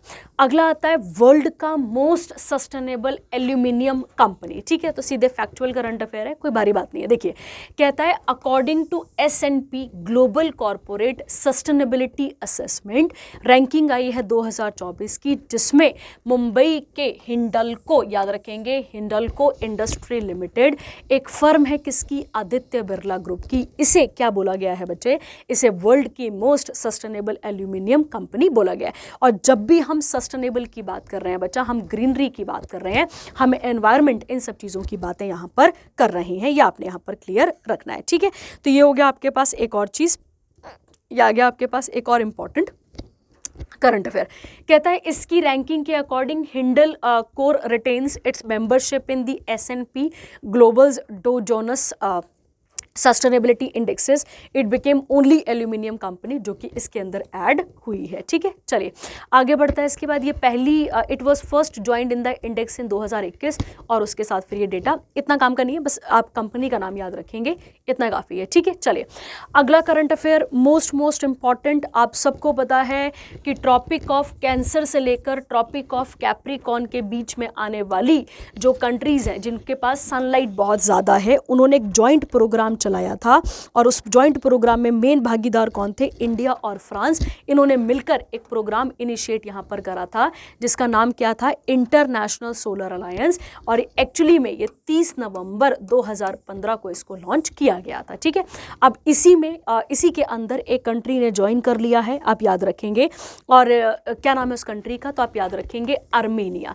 तो आर्मेनिया भी क्या है आपके पास, एक एशियन कंट्री है, ये आपने यहाँ पर क्लियर रखना है, ठीक है। चलिए क्या कहता है, ये कौन सी मेंबर बन गई है बच्चा, 104th फुल मेंबर बन चुकी है इंटरनेशनल सोलर अलायंस की। Armenia's full membership in the ISC is effected from, तो ये कब से काम करेंगे यहाँ पे, 15 नवंबर 2024 से, ये आप इसके साथ देख लेंगे, और कोई भारी बात नहीं है इसमें। और उसके बाद मैंने आपको बता दिया कि ISA किसने लॉन्च करवाया था, तो हमारे प्राइम मिनिस्टर मोदी और उनके फ्रांस के प्राइम मिनिस्टर प्रेसिडेंट सॉरी, जिनका नाम क्या आता है, फ्रैंकोइस होलांडे, इन्होंने यहाँ पर, और जब COP कौन सी वाली चल रही थी बच्चा, 2021 की, तब इस प्रोग्राम को इनिशिएट किया गया था। अगर हम बात करें बच्चा यहाँ पर 2030 तक इसका एम है कि 100 बिलियन इन्वेस्टमेंट करनी है सोलर एनर्जी की तरफ। आर्मेनिया कंट्री की बात करें तो इसकी अगर हम बात करें तो इसकी करेंसी क्या है बच्चा, तो आर्मेनियन द्रम इसकी करेंसी आती है, और इसके हेडक्वार्टर कहाँ पर है बच्चे, तो आप याद रखेंगे ISA के हेडक्वार्टर कहाँ पर है, गुरुग्राम, और गुरुग्राम कहाँ पर आता है बच्चे, हरियाणा में, ये आपने यहाँ पर क्लियर रखना है, ठीक है। तो ये हम पढ़ चुके हैं पहले भी, इसके बारे में हम डिटेल में बात कर चुके हैं पहले। आगे आता है बच्चे, Gabon approves new constitution in referendum. अब सीधी सीधी बात क्या है बच्चे, कि एक्चुअली में कुछ कंट्रीज ऐसी हैं जहां पे आज भी डायनेस्टिक रूल चलता है, डायनेस्टिक मतलब राजाशाही, तानाशाही चलती है, उसे खत्म करके एक डेमोक्रेटिक कंट्री बनाना है, ये उसके साथ एसोसिएटेड है, ठीक है। चलिए बात करते हैं गैबन की। जब भी आप बात करेंगे तो ये कंट्री कहां पर आ जाती है, तो आप याद रखेंगे सेंट्रल अफ्रीका में आ जाएगी आपके पास। अब इसके बारे में बात कर लेते हैं, ठीक है। देखो क्या कहता है, जो वोटर्स हैं गैबन के, उन्होंने अप्रूव कर दिया है नए संविधान को इन अ रेफरेंडम। रेफरेंडम का मतलब होता है बच्चे वोटिंग करवाना, है ना, लोगों से पूछना कितने हाँ कर रहे हैं कितने ना कर रहे हैं, इस तरीके से। और इसका रिजल्ट क्या था, तो 91.8% ऑफ पार्टिसिपेंट इन्होंने बिल्कुल हाँ करी है, किस चीज़ में, कि भाई चेंजेस होने चाहिए हैं, ठीक है। अब क्या चेंजेस होंगे वो समझते हैं, ध्यान देते हैं। पहली बात बच्चे की जो प्रेसिडेंट की जो टर्म लिमिट थी वो पहले कितनी होगी, तो लिखा है the new constitution introduce a limit of 2 terms of the presidency with each terms extended from 5 to 7 year। जैसे हमारे राष्ट्रपति 5 सालों के लिए रहते हैं, वैसे यहाँ पर बोला गया 5 से 7 साल तक वो यहाँ पर क्या कर सकते हैं, प्रेसिडेंट रह सकते हैं। और कितना टर्म बोला है बच्चे, 2, हमारे पास ऐसा नहीं है। उसके बाद किसकी पोजीशन को खत्म किया जा रहा है, PM की। The role of prime minister has been abolished, centralising executive power within the presidency. तो सबसे इंपॉर्टेंट अथॉरिटी किसके पास रहेगी, वहाँ पर प्रेसिडेंट के पास रहेगी। कहता है है कॉन्स्टिट्यूशन प्रोहिबिट, ये जो फैमिली है ना, कि मैंने आपको बोला डायनेस्टिक मतलब राजा का बेटा, राजा का राजा, राजा का बेटा बेटा, सॉरी राजा का बेटा राजा, फिर सो ऑन, इस तरीके से इसे यहाँ पर क्या करना है, खत्म करना है। उसके बाद कहता है कैंडिडेट्स मस्ट बी एक्सक्लूसिवली गैबनीज, कौन होने चाहिए सारे के सारे कैंडिडेट, गैबनीज होने चाहिए, requiring at least 1 Gabon born parent और गैबनीज स्पाउस। ठीक है, तो अगर आपको इनकी पार्लियामेंट का या इनका मेंबर बनना है तो क्या होना चाहिए, आप एटलीस्ट कहाँ पे आपका जन्म होना चाहिए, गैबन में, नहीं तो फिर आपका माता पिता या फिर आपका एक पति या पत्नी। ठीक है, आगे कहता है this provision effectively disqualifies Ali Bongo Ondimba and his children from future candidacy due to his marriage to a French national. ठीक है, तो ये वहाँ से पंगा शुरू हुआ था और इसी पंगे को अब यहाँ पर ख़त्म किया जा रहा है। ठीक है, और गैबन की कैपिटल क्या आ जाएगी, लिब्रेबली, तो आप इसका नाम यहाँ पर आप याद रखेंगे। ठीक है, क्लियर हो गया। चलिए आगे बढ़ते हैं इसके साथ और अगला इंपॉर्टेंट करंट अफेयर देख लेते हैं। ठीक है, चलिए अगला क्या आता है, बात करते हैं। अगला कौन सा सेक्शन आया बच्चे हमारे पास, साइंस और टेक, और इसके बारे में भी अच्छे से बात कर लेते हैं। ठीक है, देखिए क्या कहता है ISRO signs IA with Australian agency to launch Gaganyaan mission. अगर आप सबको पता हो बच्चे, तो इसरो जो है, जो भारत में जो मतलब इसरो जो है हमारे पास, जो भारत का जो इसरो है बेटा, वो क्या कर रहा है यहाँ पे, वो एक्चुअली में जो स्पेस क्राफ्ट जो है के द्वारा जो है वो एस्ट्रोनॉट्स को क्या कर रहा है, स्पेस में भेजने की तैयारी कर रहा है। ठीक है, सीधी सीधी बात है, हमारा इसरो जो है वो स्पेस में और एक्सप्लोरेशन की जा सके, इसके लिए एक मिशन लॉन्च कर रहा है जिसका नाम क्या आता है आपके पास, गगनयान मिशन। ठीक है, पिछली बार हमारी अचीवमेंट हुई है तो उसी के साथ हम और मोटिवेटेड है। तो कहता है बच्चे इसरो ने फॉर्मलाइज कर दिया है इम्प्लीमेंटेशन एग्रीमेंट विद, किसके साथ बात हुई है, ये ऑस्ट्रेलियन, जैसे अभी आपको मैंने बताया कि जापान की स्पेस एजेंसी के साथ हमने क्या करा था वहां पे ल्यूपिक्स वाला, वैसे ही हम गगनयान के लिए किसकी मदद ले रहे हैं, ऑस्ट्रेलिया की, याद रखेंगे आप ऐसे। ठीक है, अब इससे क्या होगा बच्चे कि दोनों एजेंसीज के क्रू और crew module recovery effort for Gaganyaan mission, जो कि इंडिया का पहला ह्यूमन स्पेस फ्लाइट प्रोग्राम हो जाएगा, आपने यहाँ पर याद रखना है। ठीक है, गगनयान शब्द कहाँ से आता है बच्चे, संस्कृत टर्म है और जिसका मतलब हो गया स्काई, और स्काई एंड आ गया vehicle, and the primary objective of the mission to launch a team of astronaut, कि कुछ लोग कहाँ जाएंगे, एस्ट्रोनॉट कहाँ जाएंगे, स्पेस पे जाएंगे कुछ एस्ट्रोनॉट, और वो वहाँ क्या करेंगे बच्चे, कितने उस पर ऑल्टीट्यूड पे वो ट्रेवल करेंगे, यहाँ पे 400 kilometre above earth in low earth orbit for a 3-day expedition before returning by landing in the Indian Ocean. ठीक है, तो याद रखना है। और अगर बेटा अगर ये सक्सेसफुल हो गया तो पहली कंट्री बनेगी, पहली कंट्री कौन है इसमें, USA। सेकंड कौन सी कंट्री है जो ऐसा गगनयान मतलब ऐसा मैन स्पेस प्रोग्राम भेज चुकी है, तो वो रशिया है। थर्ड कौन सी आती है बच्चे, चाइना। और अगर ये सक्सेसफुल हो गया तो 4th नंबर पे कौन टॉप कर रहा होगा बच्चे यहाँ पे, तो 4th नंबर पे टॉप कर रहा होगा हमारा इंडिया। ठीक है, याद रखेंगे। अगला आता है, अगर बात करें इस मिशन को लॉन्च करने की डेट क्या रखी गई है, तो 2026 है, याद रखेंगे। Under the Gaganyaan programme ISRO will carry out 4 missions including 3 uncrewed space mission और 1 क्रू मिशन होगा, जिसमें कौन कौन जा रहे हैं, तो नाम आप पढ़ेंगे। पहला क्या लिखा है, प्रशांत बालाकृष्णन नैयर, अजीत कृष्णन, उसके बाद है अंगद प्रताप, विंग कमांडर शुभांशु शुक्ला, और उसके बाद है all with the Indian Air Force has been chosen as the astronaut candidate for the mission। ठीक है, और आप सबको पता है बच्चे राकेश शर्मा के बारे में, वो भी विंग कमांडर थे कहाँ के, एयरफोर्स के। ठीक है, तो उन्हीं से थोड़ी सी और मोटिवेशन है, इसी के साथ ये जुड़ रहा है। इसरो की बात करें बच्चा तो ये 6th लार्जेस्ट स्पेस एजेंसी है, याद रखेंगे। S सोमनाथ कौन है यहाँ पर, अभी चेयरपर्सन है। कब बनी थी, 15 अगस्त 1969 को, और हेडक्वार्टर कहाँ पर है, बेंगलुरु कर्नाटका। ये आपने यहाँ पर क्लियर रखना है। ठीक है, क्लियर हो गया। और बेटा अगर ये गगनयान मिशन सक्सेसफुल हो गया तो इंडिया ऐसे करने वाला क्या बन जाएगा, 4th नेशन बन जाएगा, याद रखेंगे आप। ठीक है, अगला कौन सा सेक्शन आता है बच्चे हमारे पास यहाँ पे, डिफेंस और मिलिट्री एक्सरसाइजेस। ठीक है, चलिए बात करते हैं। कोस्टल डिफेंस एक्सरसाइज हुई है जिसका नाम है सी विजिल। विजिल वर्ड कहाँ से आ रहा है, विजिलेंस से ही आ रहा है, नजर बनाए रखना, इससे आ रहा है। ये कहता है इंडियन नेवी ने 4था एडिशन करा है किसका, pan India coastal defence exercise, जिसका क्या नाम था, सी विजिल। 2 फेजेस में हुई है बच्चा। तो एक कौन सा हुआ इसका, तो एक होगा आपके पास CDRSC फेज, मतलब कोस्टल डिफेंस और सिक्योरिटी रेडीनेस वाला एक इवैल्यूएशन होगा। एक टेक्टिकल फेज होगा जो कि कोस्टल स्टेट और जो यूटीज़ है वहाँ पर कंडक्ट किया जाएगा, जिसमें केरला, लक्षद्वीप और अंडमान निकोबार भी जुड़े रहेंगे। ठीक है, क्या कहता है ये जो एक्सरसाइज है इसका मेन एम क्या है, जो कंट्री का मैरीटाइम, कोस्टल और जो सिक्योरिटी है उसे क्या करना, यहाँ पर मेंटेन करना। क्योंकि अगर हम पूरी बात करें यहाँ पर तो entire 11098 kilometre coastal line and 2.4 million square kilometre of the exclusive economic zone. ये आपने ज्योग्राफी में ज़रूर पढ़ा होगा कि जब हम बात करते हैं किसकी, जब हम इंडिया की बात करते हैं तो इस लाइन को क्या कहा जाता है बच्चे, इस लाइन को कहा जाता है, जहाँ पे मैं रेड मार्क कर रही हूँ, इसे हम क्या कहते हैं बच्चे, इसे हम बेस लाइन कहते हैं। ठीक है, तो बेस लाइन के आगे अगर नोटिस करें तो पूरा का पूरा ओशन आ जाता है, इधर है ना, इधर अपने पास मतलब इधर अरेबियन सी है और इधर नीचे चलो तो कौन सा ओशन आ गया, इंडियन ओशन।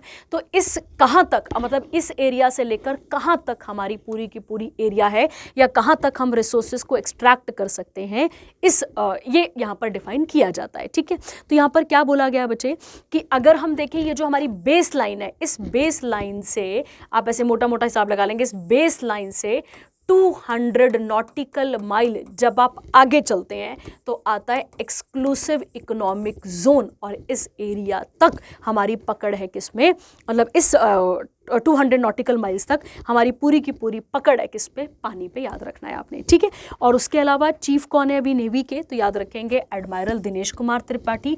और 4 दिसंबर कल ही, मतलब ठीक है कल ही, पिछले कल ही क्या मनाया गया है, इंडियन नेवी डे मनाया गया है। ठीक है, अब इसमें बहुत सारी टर्म्स आती हैं, बस आप एक्सक्लूसिव इकोनॉमिक जोन याद रखें, इतना काफ़ी है। ठीक है, चलिए आगे बढ़ते हैं। अगला ब्लैक कैट्स हमने पढ़ा इनके बारे में बहुत अच्छे तरीके से, अब बात कर लेते हैं इसके बारे में। ठीक है, क्या कहता है देखिए, कहता है national security guard concluded 10th national joint counter terrorist exercise, जिसका नाम क्या था बच्चे, एक्सरसाइज अग्नि परीक्षा। 26/11 देखिए हर जगह आपको NSG दिखती है।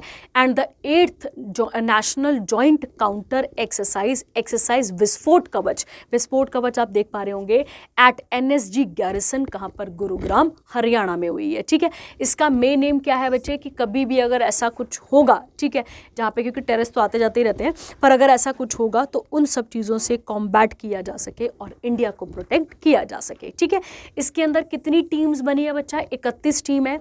आंध्र प्रदेश, बिहार, गुजरात, हिमाचल प्रदेश, कर्नाटका, केरला, जम्मू कश्मीर, पुडुचेरी और चंडीगढ़ के लिए। ठीक है, याद रखेंगे। उसके अलावा एडिशनल 10 टीम्स कहाँ से आएंगी, CAPF से। आपको बता चुकी हूँ कि CAPF की जब भी हम बात करते हैं तो इसके एक्चुअली में 7 विंग्स हैं, और इसको कौन संभालता है, तो इसे कौन संभालता है, पूरा का पूरा होम मिनिस्ट्री इसे संभालती है। ठीक है, जिसके अंदर CRPF, CAPF आ गया, CISF आ गया। ठीक है, ये सब आता है, बताया था आपको ये वाला भी। और नेशनल सिक्योरिटी गार्ड के अभी डायरेक्टर जनरल कौन है, तो भृगु श्रीनिवासन, और हेडक्वार्टर कहाँ पर है, मानेसर। मानेसर कहाँ पर आएगा, गुरुग्राम में। ठीक है, चलिए आगे बढ़ते हैं इसके बाद। अच्छा, अब एक्चुअली में क्या है, आप सबको पता है कि USA जो है वो स्पेस टेक्नोलॉजी में, या फिर आप कह सकते हैं जो डिफेंस इक्विपमेंट्स हैं उनमें हमेशा टॉप ही करता रहता है।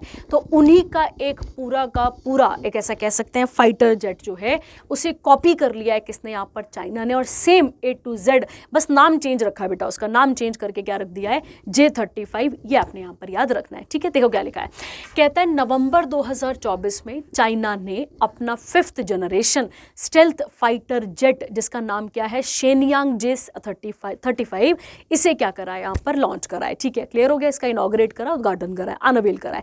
अब चाइना ऐसे करने वाला क्या बन चुका है, दूसरा नेशन, क्योंकि सबसे पहला कौन सा था, मैंने अभी आपको बता दिया यहाँ पर कौन सा था, USA था। ठीक है, देखो क्या लिखा है, कहता है अगर हम USA की बात करें तो उनका नाम, उनके वाले फाइटर जेट का नाम क्या है, F-35, बस इनके वाले में क्या नाम चेंज कर दिया है, J-35, और कोई चेंज नहीं है, पूरा का पूरा सेम टू सेम क्या बना दिया, वहाँ पर एक फाइटर जेट बना दिया, और फाइटर जेट का नाम क्या रख दिया यहाँ पे, J-35। ये आपने यहाँ पर क्लियर रखना है। ठीक है, चलिए आगे इसके बाद अगला कौन सा सेक्शन आता है आपके पास, रिपोर्ट और रैंकिंग्स वाला। ठीक है, चलिए देख लेते हैं इसके बारे में भी, और क्या क्या क्वेश्चन बनते हैं उसके बारे में बात कर लेते हैं। ठीक है, देखिए कहता है बच्चे आपके पास एक रिपोर्ट आई है, रिपोर्ट का नाम है क्लाइमेट चेंज परफॉर्मेंस इंडेक्स याद रखेंगे। और इंडिया का रैंक कितना हो चुका है बच्चा, यहाँ पे 10वां पोजीशन है। क्योंकि और कितनी कंट्रीज में से, 60 में से। क्यों?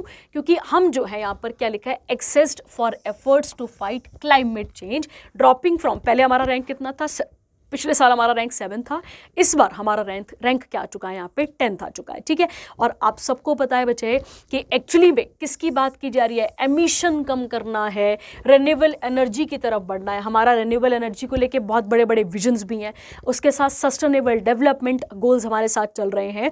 तो अगर हमें यहाँ पर याद रखना है। ठीक है, ये कब रिलीज़ की गई बच्चा, तो इसे रिलीज़ किया गया, COP चल रही थी 29 नंबर की, United nation framework convention on climate change, जो कि कहाँ हुई है, बाकू अजरबैजान में। यहाँ पर इस चीज़ को यहाँ पर लाया गया है। ठीक है, तो इंडिया का रैंक क्या रहा है क्लाइमेट चेंज परफॉर्मेंस इंडेक्स में, तो पिछले साल हमारा रैंक अच्छा था और इस साल हमारा रैंक थोड़ा सा बुरा है। ठीक है, 10वां है, पहले हम 7वें रैंक पे थे, याद रखेंगे।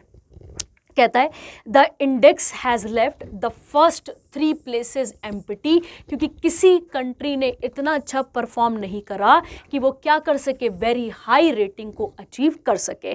तो इस इंडेक्स में फिर टॉप करने वाली कंट्रीज कौन सी आती हैं, तो टॉप 3 तो नहीं होंगी, फिर कौन आती है आपके पास, डेनमार्क 4th नंबर पे, नीदरलैंड 5th नंबर पे और यूनाइटेड किंगडम 6th पे।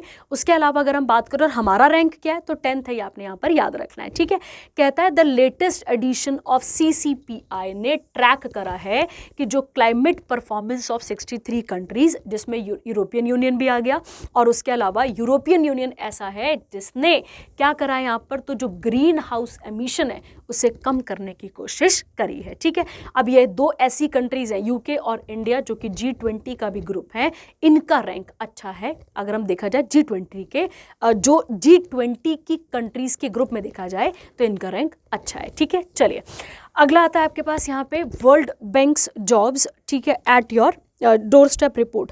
अब ये भी एक रिपोर्ट आ चुकी है, इसके बारे में भी बात कर लेते हैं। ठीक है, देखिए क्या कहता है, कहता है यूनियन मिनिस्टर धर्मेंद्र प्रधान, जो कि कौन है हमारे पास, मिनिस्ट्री ऑफ एजुकेशन, और union minister doctor Mansukh Mandaviya का कौन सा है इनके पास, मिनिस्ट्री लेबर और एम्प्लॉयमेंट। इन्होंने एक रिपोर्ट को पेश करवाया है, उसका नाम क्या है, job at your door step, a jobs diagnostic for young people in 6 states. ये इवेंट कहाँ पर हुआ है, नई दिल्ली में। अगर इसके अंदर देखा जाए तो कुछ 6 राज्यों को कवर किया गया है, जिसमें हिमाचल प्रदेश, केरला, मध्य प्रदेश, महाराष्ट्र, उड़ीसा, राजस्थान। इन्हें कलेक्टिवली क्या कहा जाता है, इन्हें कलेक्टिवली बोला जाएगा strengthening teaching learning and result for states, या स्टार स्टेट्स भी बोला जाएगा। ठीक है, इस रिपोर्ट की अगर हम हाईलाइट माने तो क्या बोला गया है कि जो स्किल बेस्ड एजुकेशन है from grade 9 to 12th to prepare student for a diverse career path. ये बेटा आप सबको पता है कि हम स्किल्स की तरफ बहुत बढ़ रहे हैं, हम वोकेशनल चीज़ों की तरफ यहाँ पर बढ़ते जा रहे हैं। ठीक है, आगे इसी के साथ कहता है जो ये प्रोग्राम है, जो ये अपने पास कौन सा वाला प्रोग्राम है, ये जो डोर स्टेप वाला प्रोग्राम जो चल रहा है, इसका जो एम है वो क्या करना है कि 50% ऑफ स्टूडेंट्स को स्किल एजुकेशन की तरफ लेकर जाना है 2025 तक, और जो सेकेंडरी स्कूल्स हैं वहाँ पर स्किल एजुकेशन बढ़ानी है कब तक, 2030 तक। ठीक है, अब कहता है वर्ल्ड बैंक ने असिस्ट करना है किनको, मिनिस्ट्री ऑफ एजुकेशन को, ताकि वो इन स्टार जो स्टेट्स हैं इन्हें क्या कर सके, इन्हें और आगे इम्प्रूव, इनके अंदर क्वालिटी ऑफ एजुकेशन, सब चीज़ों को क्या किया जा सके, बढ़ाया जा सके। ठीक है, और वर्ल्ड बैंक इसके लिए हमें क्या दे रहा है, यहाँ पे लोन भी दे रहा है कि इन स्टेट्स को हम, या इन स्टेट्स के अंदर स्किल वोकेशनल इन एक्टिविटीज़ को आगे बढ़ा सकें। तो ये आपने यहाँ पर क्लियर रखना है। ठीक है, अब वर्ल्ड बैंक कब बना था, तो आप सबको पता है 7 जुलाई 1944 को बना था, और हेडक्वार्टर कहाँ पर आते हैं, तो वॉशिंगटन DC US में आपको इसके हेडक्वार्टर देखने को मिल जाते हैं। ठीक है, चलिए आगे बढ़ते हैं। अगला सस्टेनेबल ट्रेड। अब सस्टेनेबल अगेन ग्रीनरी वाला, ग्रीन इकोनॉमी वाला ट्रेड। तो इसमें अगर हम बात करें यहाँ पे, तो India which is the 5th largest economy in the world, इसका रैंक कितना है यहाँ पे, 23वां। कहता है with overall score of 24 out of 100। ये आपने यहाँ पे याद रखना है। ठीक है, तो इंडिया ने अपना रैंकिंग थोड़ा सा इम्प्रूव करा है। पिछले साल 23 था, अब कितना, पिछले साल कितना था अपने पास यहाँ पे 24, अब कितना रैंक हो गया हमारा, 23rd। कहता है अगर हम इस रिपोर्ट की माने तो New Zealand as again most sustainable trade कर रहा है लगातार 300 सालों में, और इसके अंदर कुछ स्कोर्स होंगे, उन स्कोर्स को जो अचीव करता होगा उसी के हिसाब से इसे बताया जाता होगा, ठीक है। उसके बाद कहता है United kingdom rank second followed by Australia third. उसके बाद क्या लिखा हुआ है, India's STI 2024 ranking position 3 important pillars में है, ठीक है। कौन कौन सा है? पहला, अगर देखा जाए कि हमारा पिलर्स में क्या क्या रैंकिंग है तो उसमें से इकोनॉमिक रेजिलियंस में हमारा 16th रैंक है, सोसाइटी के पर्सपेक्टिव से देखा जाए तो 28वां, और एनवायरनमेंट से देखा जाए तो 28वां, ठीक है। ये आपने यहाँ पर क्लियर रखना है, ठीक है। उसके अलावा लिखा हुआ बच्चे आगे आपके पास यहाँ पे हाँ, पाकिस्तान, बांग्लादेश, म्यांमार, श्रीलंका, और उसके अलावा क्या आ जाएगा आपके पास यहाँ पे पपुआ न्यू गिनिया, ये आ जाएंगी 5 टॉप बॉटम इकोनॉमीज आ जाएंगी, आपने यहाँ पर याद रखना है, ठीक है।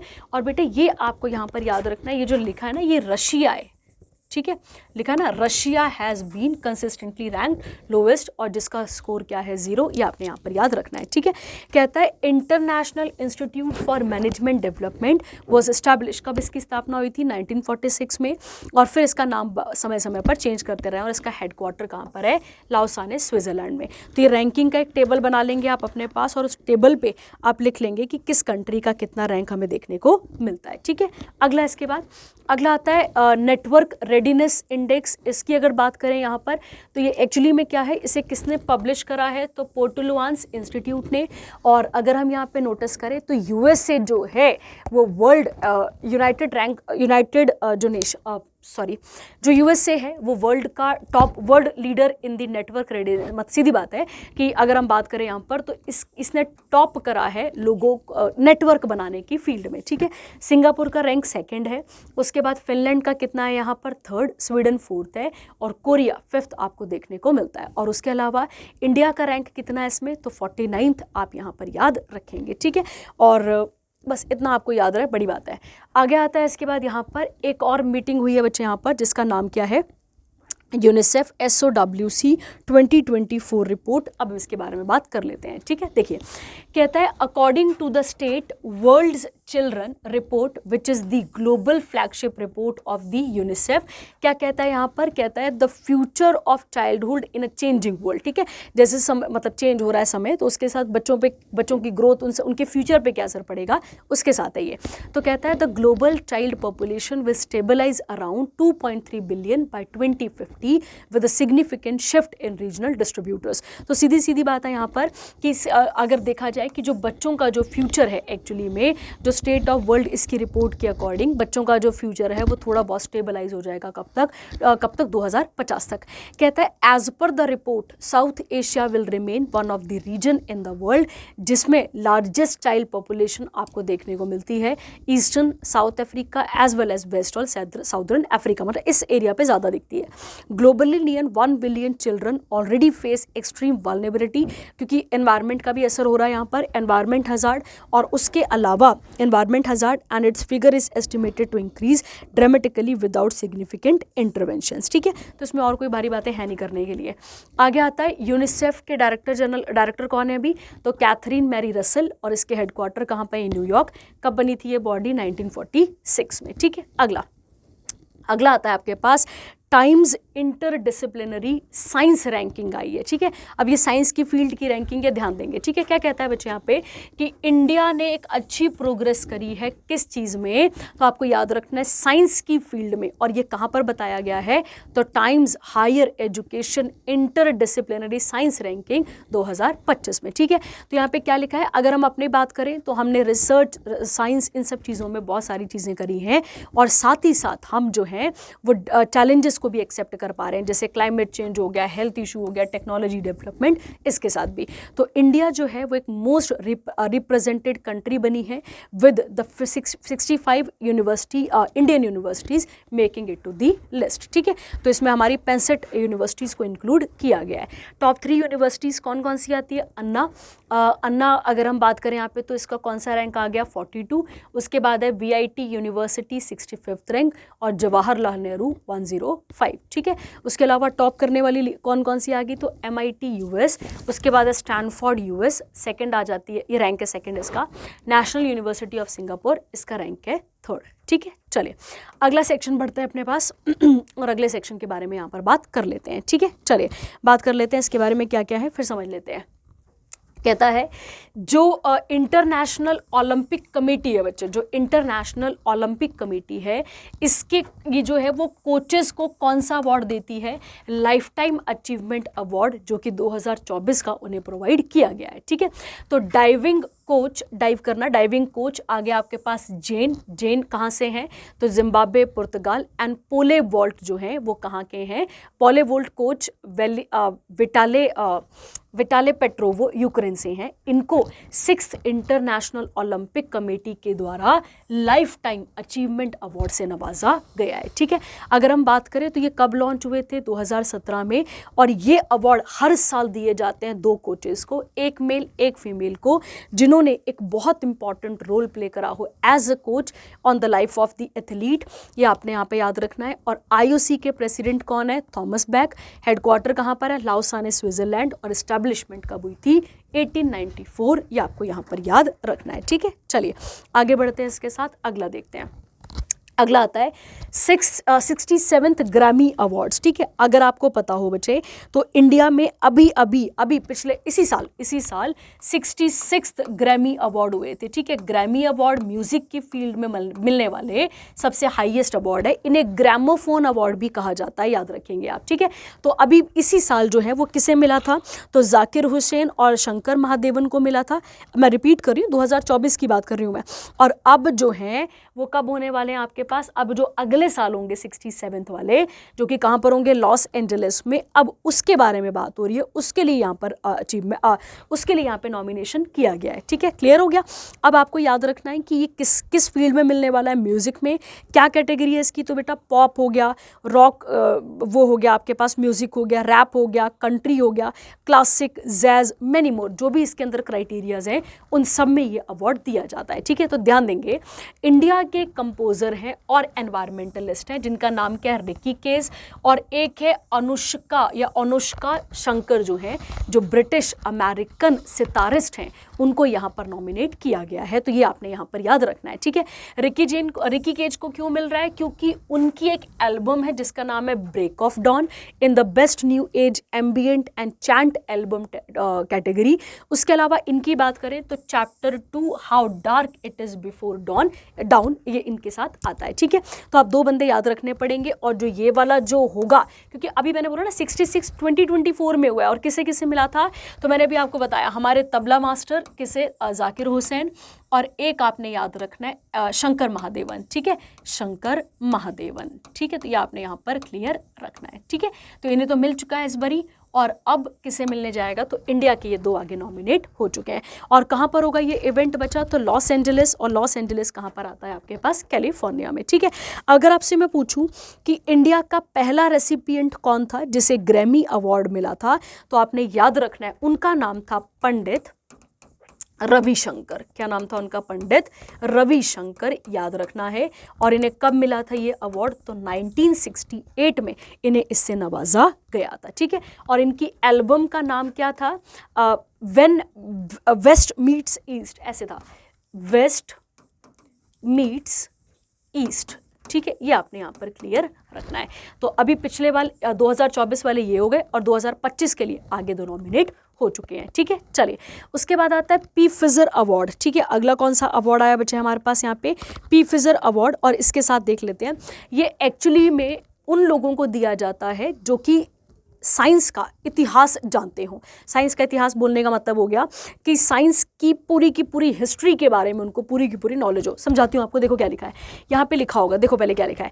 कहता है यहाँ पर ये जो अवार्ड है इसे कौन प्रेजेंट करता है, history of science society recognises, जिसने सिग्निफिकेंट वर्क रोल प्ले करा होगा किसमें, intersection of race, science, colonialism and nationalism in India. तो इस फील्ड में ये दिया जाता है, ठीक है। कहता है बच्चे अभी किसे मिला है ये, तो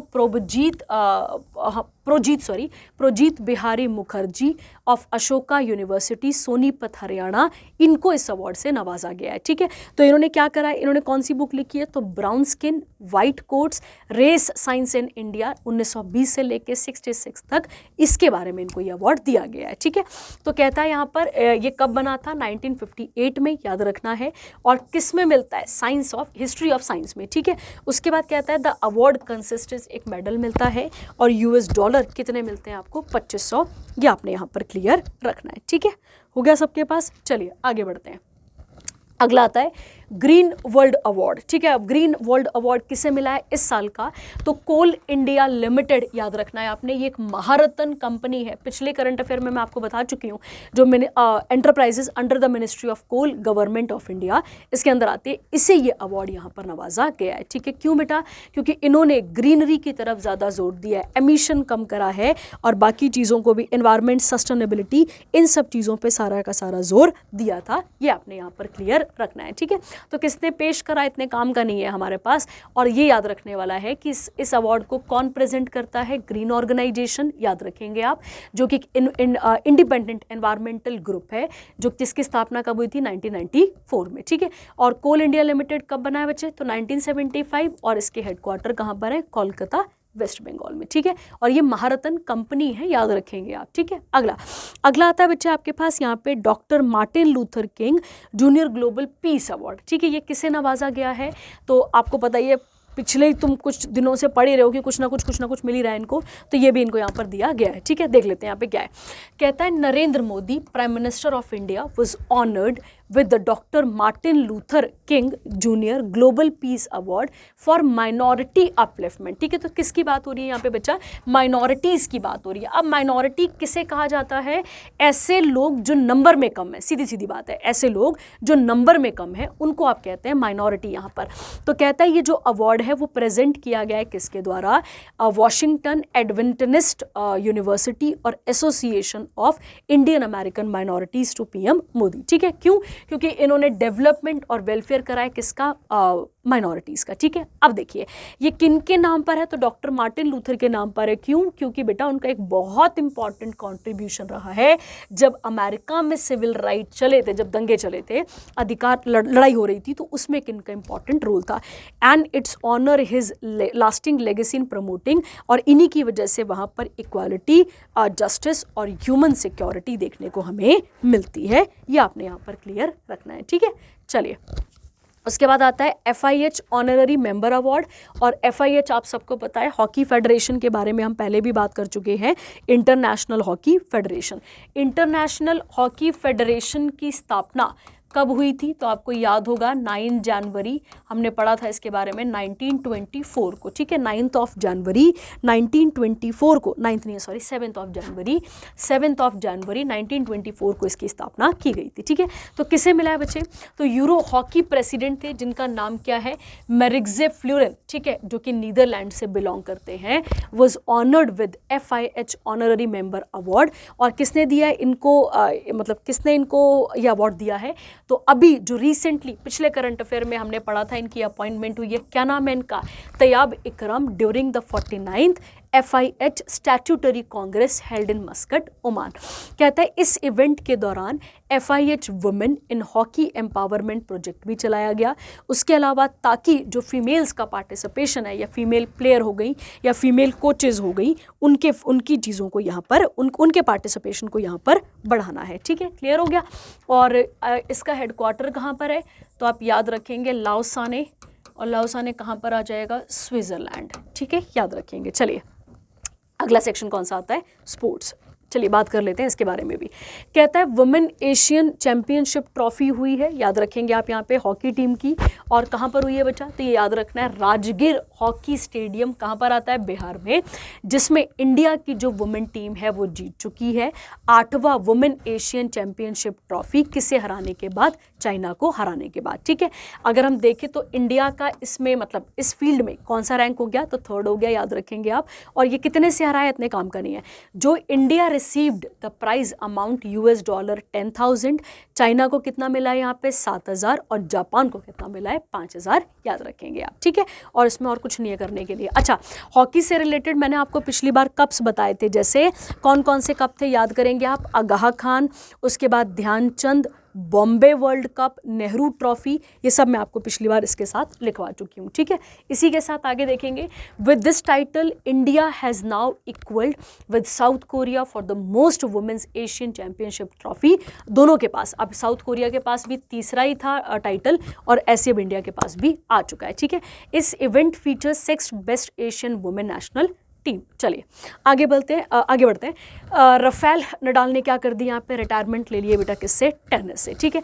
तो कोई बारी बात नहीं है, इसको आप पढ़ लेंगे पूरा का पूरा, कहाँ से बिलोंग करते थे, क्यों, या मतलब अब सीधी बात है रिटायर हो गए यहाँ से, तो टेनिस से इन्होंने क्या ले लिया बच्चे अपने पास, रिटायरमेंट ले ली है, ठीक है।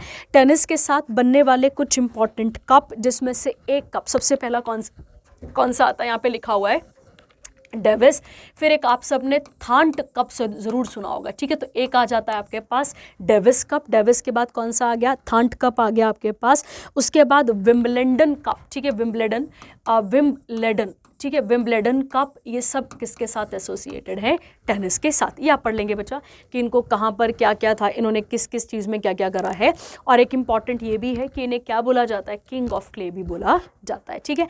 क्ले क्योंकि फ्रेंच ओपन वाला जो टूर्नामेंट है वो किस में खेला जाता है, क्ले में। आपको बताए थे कि कितने ग्रैंड स्लैम्स हैं, तो याद करिए 4 ग्रैंड स्लैम्स हैं। आप मुझे बताएंगे कि कौन कौन कब कब आता है, ठीक है। चलिए अगला, archery, India finished 3rd at GT open 2024, ठीक है। तो अब यहाँ पर एक ओपन हुआ है जो कि लग्जमबर्ग में हुआ था, जिसमें इंडिया का कितना रैंक है यहाँ पर, 3rd आ गया है, ये आप यहाँ पर याद रखेंगे, ठीक है। तो इंडिया को रिप्रेजेंट कौन कर रही थी आर्चरी में, तो आप याद रखेंगे ज्योति सुरेखा वेनम, जिन्हें गोल्ड मेडल मिला है, और उसके बाद है अभिषेक वर्मा, जिन्हें क्या मिला है, सिल्वर मेडल मेंस कैटेगरी में, याद रखेंगे, ठीक है। नीदरलैंड ने यहाँ पर क्या करा है, टॉप। उसके बाद अगला नंबर किसका है, क्रोएशिया का, और साउथ कोरिया और इंडिया का रैंक यहाँ पे क्या है, तीसरा। तो साउथ कोरिया का हॉकी में भी हमारे साथ तीसरा हो गया और आर्चरी में भी क्या हो गया, तीसरा हो गया, याद रखेंगे, ठीक है। चलिए अगला, IBFS इंटरनेशनल बिलार्ड और स्नूकर फेडरेशन की अगर हम बात करते हैं यहाँ पर, तो इसके जो ये कहाँ पर इवेंट हुआ है, दोहा कतर में। और इंडिया के क्यूएस्ट, क्या नाम है इनका, पंकज अडवाणी, ये यहाँ पर जीत चुके हैं, ठीक है। किसे हराया इन्होंने, तो इंग्लैंड के रॉबर्ट हाफ को यहाँ पर क्या कराया उन्होंने, रॉबर्ट हॉल को, सॉरी, उनको यहाँ पर हराया है, ठीक है। क्लियर हो गया। चलिए आगे बढ़ते हैं। इसके बाद अगला आता है ये ग्रैंड प्रिक्स, आप देख लेंगे, ठीक है। ये रेसिंग वाला, ये आप इसके साथ देख लेंगे क्योंकि नाम ही पढ़ने हैं इसमें, ये नाम पढ़ने वाला करंट अफेयर आप पढ़ लेंगे इसके साथ। अगला आता है वर्ल्ड मिलिट्री चैंपियनशिप, ठीक है। अब ये क्या हुआ है तब समझते हैं यहाँ पे, ठीक है। देखिए कहता है इंडिया के जो इंडियन रेसलिंग रितिका हुड्डा, इन्हें गोल्ड मेडल मिला है वुमेंस कैटेगरी में, और वुमेंस कैटेगरी में 76 kg कैटेगरी में। और कहाँ पर हुआ था ये वाला, तो आप याद रखेंगे ये क्या नाम था अवार्ड का, वर्ल्ड मिलिट्री चैंपियनशिप, ठीक है। रितिका हुड्डा जो है वो दूसरी सेकंड इंडियन बन चुकी है वुमेन, जिनको क्या मिला है यहाँ पर, मिलिट्री चैंपियनशिप मिला है। Jyoti Sihag secured the 55 kg category के अंदर। और ये जो वर्ल्ड मिलिट्री चैंपियनशिप है, इसे क्या कहा जाता है, CISM मिलिट्री वर्ल्ड गेम्स भी से कहा जाता है, ठीक है। तो फैक्चुअल है और इसमें ज़्यादा कुछ है नहीं करने के लिए, ठीक है। चलिए आगे बढ़ते हैं इसके साथ और अगला सेक्शन देखते हैं कौन सा वाला आता है। अगला कौन सा सेक्शन आता है आपके पास यहाँ पे, बैंकिंग और इकोनॉमी वाला, ठीक है। चलिए बात कर लेते हैं यहाँ पर और इसके साथ देख लेते हैं क्या क्वेश्चन बन सकते हैं, ठीक है। देखते हैं, चलिए बात करते हैं बेटा, क्या लिखा है, मिनिस्ट्री ऑफ फाइनेंस ने लॉन्च करा है एक रिवाइज्ड परफॉर्मेंस लिंक्ड इनिशिएटिव, ठीक है, स्कीम। अब ये हमारे लिए नहीं है, एक्चुअली में बैंक के जो एम्प्लॉयज़ हैं उनको रिवॉर्ड करना है, उन्हीं को मोटिवेट करना है ताकि वो अपने काम, अपने परफॉर्मेंस को और अच्छे तरीके से कर सकें, ठीक है। तो जो पहले वाली PLI स्कीम थी वो रिस्ट्रिक्टेड थी, किसके लिए, होल टाइम डायरेक्टर्स के लिए, MDs के लिए, CEO के लिए और एग्जीक्यूटिव डायरेक्टर्स के लिए। अब यहाँ पर क्या किया गया है, यहाँ पर एक बॉडी और ऐड कर दी गई है जिसका नाम क्या है, सीनियर एग्जीक्यूटिव्स। उसके बाद कहता है this revision will reduce the existing wide compensation disparity between senior executive और पब्लिक सेक्टर बैंक और प्राइवेट सेक्टर बैंक। तो इनके बीच में जो भी गैप था, जो भी डिस्पैरिटी थी, उसे कम करने की बात इसके अंदर की गई है। ठीक है, तो सीधा करंट अफेयर था और कुछ नहीं है। अगला है आरबीआई ने लाइसेंस कैंसिल कर दिया है किसका, दुर्गा कोऑपरेटिव अर्बन बैंक का। अब क्योंकि ये अपने टर्म्स एंड कंडीशन को फुलफिल नहीं कर पाते हैं तो इनका इस तरीके से कर दिया जाता है। ठीक है, अगला आता है बेटा आपके पास यहाँ पे आरबीआई की अगर हम माने तो जो नवंबर के मंथली बुलेटिन डेटा आया है वो बताता है कि जो एक्सटर्नल कमर्शियल बोरोइंग है वो यहाँ पर बढ़ चुकी है। ठीक है, has increase from $6.8 in the first half of the financial year, और अब कितनी हो चुकी है, 7.9। तो पहले तो हमारे दिमाग में क्वेश्चन आएगा कि एक्सटर्नल कमर्शियल बोरोविंग्स होती क्या है, पहले इसके बारे में समझते हैं। तो बेटा एक्चुअली में जब भी कोई कंपनी, जब भी कोई इंडियन कंपनी या कोई भी इंडियन पार्टी इंडिया के बाहर से लोन लेती है, ध्यान देंगे, इंडिया के बाहर से जो लोन लेते हैं उसे क्या कहा जाता है, एक्सटर्नल कमर्शियल बोरोविंग कहा जाता है। क्लियर हो गया, क्योंकि इसमें रेट ऑफ इंटरेस्ट क्या रहता है बच्चे, कम रहता है, ये आप यहाँ पर याद रखेंगे। ठीक है, और इसी के थ्रू एक मदद और हो जाती है कि आपकी इंटरनेशनल मार्केट के अंदर एक्सेस बढ़ जाता है आपका, ये आपको यहाँ पर क्लियर रखना है। ठीक है, ये क्लियर हो गया। उसके बाद कहता है इसी आरबीआई डेटा के अंदर बोला गया है कि जो आउटवर्ड रेमिटेंस है, देखो बच्चे रेमिटेंस का मतलब ये नहीं होता कि जो पैसा इंडिया में आया, हमें क्या लगता है कि जो पैसा भारत में आता है उसी को हम क्या बोलेंगे, रेमिटेंस बोलेंगे, नहीं बिल्कुल भी।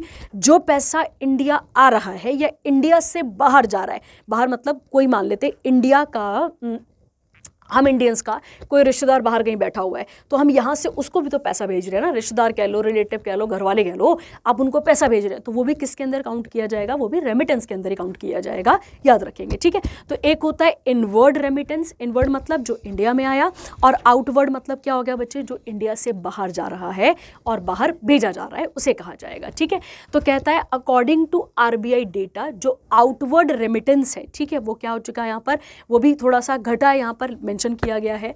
उसके अलावा लिखा है the remittance for the maintenance of close relative decrease. अब ये डेटा सारा साथ आप इसके साथ पढ़ लेंगे, इसमें कोई भारी बात नहीं है, बस आपको टर्म्स पहले क्लियर होनी चाहिए कि टर्म्स के साथ क्या क्या चीज़ें ऐड यहाँ पर हो सकती हैं। ठीक है, चलिए आगे बढ़ते हैं, अगला देखते हैं।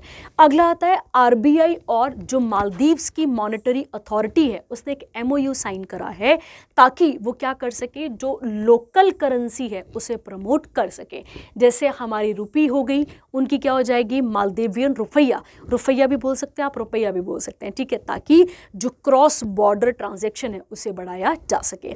तो हमारे यहाँ से साइन किसने करा, आरबीआई के गवर्नर शक्तिकांत दास ने, और वहाँ से किसने करा है, तो अहमद मुनावर, ये आपने यहाँ पर याद रखना है। और कहाँ ये इवेंट साइन हुआ, तो मुंबई महाराष्ट्र, और मुंबई महाराष्ट्र ही आरबीआई का क्या है, हेडक्वार्टर भी है। ठीक है, अब इससे क्या होगा बच्चे, इससे जो करंट अकाउंट ट्रांजैक्शन है, उसके बाद जो परमिसेबल कैपिटल अकाउंट ट्रांजैक्शन है, इन सब चीज़ों में बढ़ोतरी होगी और पैसों का लेन देन और आगे बहुत अच्छा हो पाएगा। ठीक है, कहता है इस एमओयू के अंदर जो एक्सपोर्टर और जो इंपोर्टर हैं to invoice and settle their respective local currencies, तो जो भी पहले डिस्प्यूट रहता होगा ट्रेडिंग को लेकर, ट्रेडिंग में करेंसी को लेकर, वो भी यहाँ पर सॉल्व कर दिया जाएगा। ठीक है, अब देखो बेटा यहाँ पे क्या लिखा है, कहते हैं use of local currencies in bilateral transaction, इससे हमारा ट्रेड भी बढ़ेगा उनके साथ और हमारी फाइनेंशियल इंटीग्रिटी भी बढ़ेगी और हमारे इकोनॉमिक रिलेशन भी उनके साथ स्ट्रांग हो जाएंगे। ठीक है, मालदीव के प्रेसिडेंट कौन है, तो मोहम्मद मुइज़ू, कैपिटल क्या आती है, माले, और करेंसी आती है मालदीवियन रुपया। ठीक है, और आपको एक कराया था करेंसी स्वैप के अंदर, ठीक है, वो भी हमने किसके साथ करा था, मालदीव के साथ ही। पहले मालदीव ने हमारा बड़ा क्रिटिसिज्म करा, फिर हमने थोड़ा सुधार दिया उनको, है ना। चलो, तो ये आप इसके साथ देख सकते हैं। अगला बच्चे, आरबीआई ने यूपीआई लाइट और यूपीआई 1, 2, 3 की जो पे लिमिट है उसे बढ़ा दिया है। पहले इन दोनों के बारे में समझते हैं क्या है। ठीक है, देखिए यूपीआई लाइट आप ऐसा कह सकते हैं कि आप एक छोटा सा अकाउंट आप इसे कह सकते हैं, यूपीआई लाइट जो है। तो यूपीआई लाइट एक नया पेमेंट सॉल्यूशन है जो कि किसके द्वारा लाया गया था, national payment corporation of India के द्वारा। एक ये एप्लीकेशन है जिसपे आप थोड़ा पैसा आप यहाँ पर रख सकते हैं, जिसके लिए आपको कोई पिन नहीं डालना पड़ता अगर आपको किसी को ट्रांजैक्शन करनी हो तो।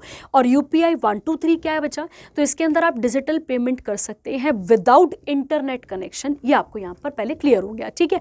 अब आते हैं न्यूज़ पे। कहता है RBI ने क्या करा है बच्चे, इंक्रीज कर दिया है UPI लिमिट्स को, UPI की ट्रांजेक्शन लिमिट को। अब UPI 123 और UPI लाइट, इन दोनों की ट्रांजेक्शन्स को बढ़ा दिया है, ठीक है। कहता है it offers 4 method for transaction, एक होता है IVR, एक होता है मिस्ड कॉल, एक होता है ओरिजिनल इक्विपमेंट मैन्युफैक्चरर। ये सब एप्स और साउंड बेस्ड टेक्नोलॉजीज हैं ताकि इन सब चीज़ों को आगे बढ़ाया जा सके, ठीक है। NPCI ने कहा है कि आप सबकी डेडलाइन है कि 1 जनवरी 2025 तक जो बैंक्स हैं, पब्लिक सेक्टर बैंक और जो सर्विस प्रोवाइडर है इसके, वो इन जो चेंजेस लाए गए हैं इनको implement as soon as possible उसे कर सकें, ठीक है। तो ये रहेगा, इसके साथ ही आपको याद रखना है। उसके बाद बोला गया बच्चे आगे यहाँ पर, कहता है अब लिमिट कितनी बढ़ गई यहाँ पर, तो ध्यान देंगे। तो जो लिखा है द लिमिट फॉर UPI 123 पे, इसको 5,000 से 10,000 कर दिया है, याद रखना है आपने। और UPI जो लाइट वॉलेट है, ठीक है, उसमें कितनी थी पहले 2,000, अब कितनी कर दी गई है 5,000 और 5,000, ये आपने यहाँ पर याद रखना है, ठीक है।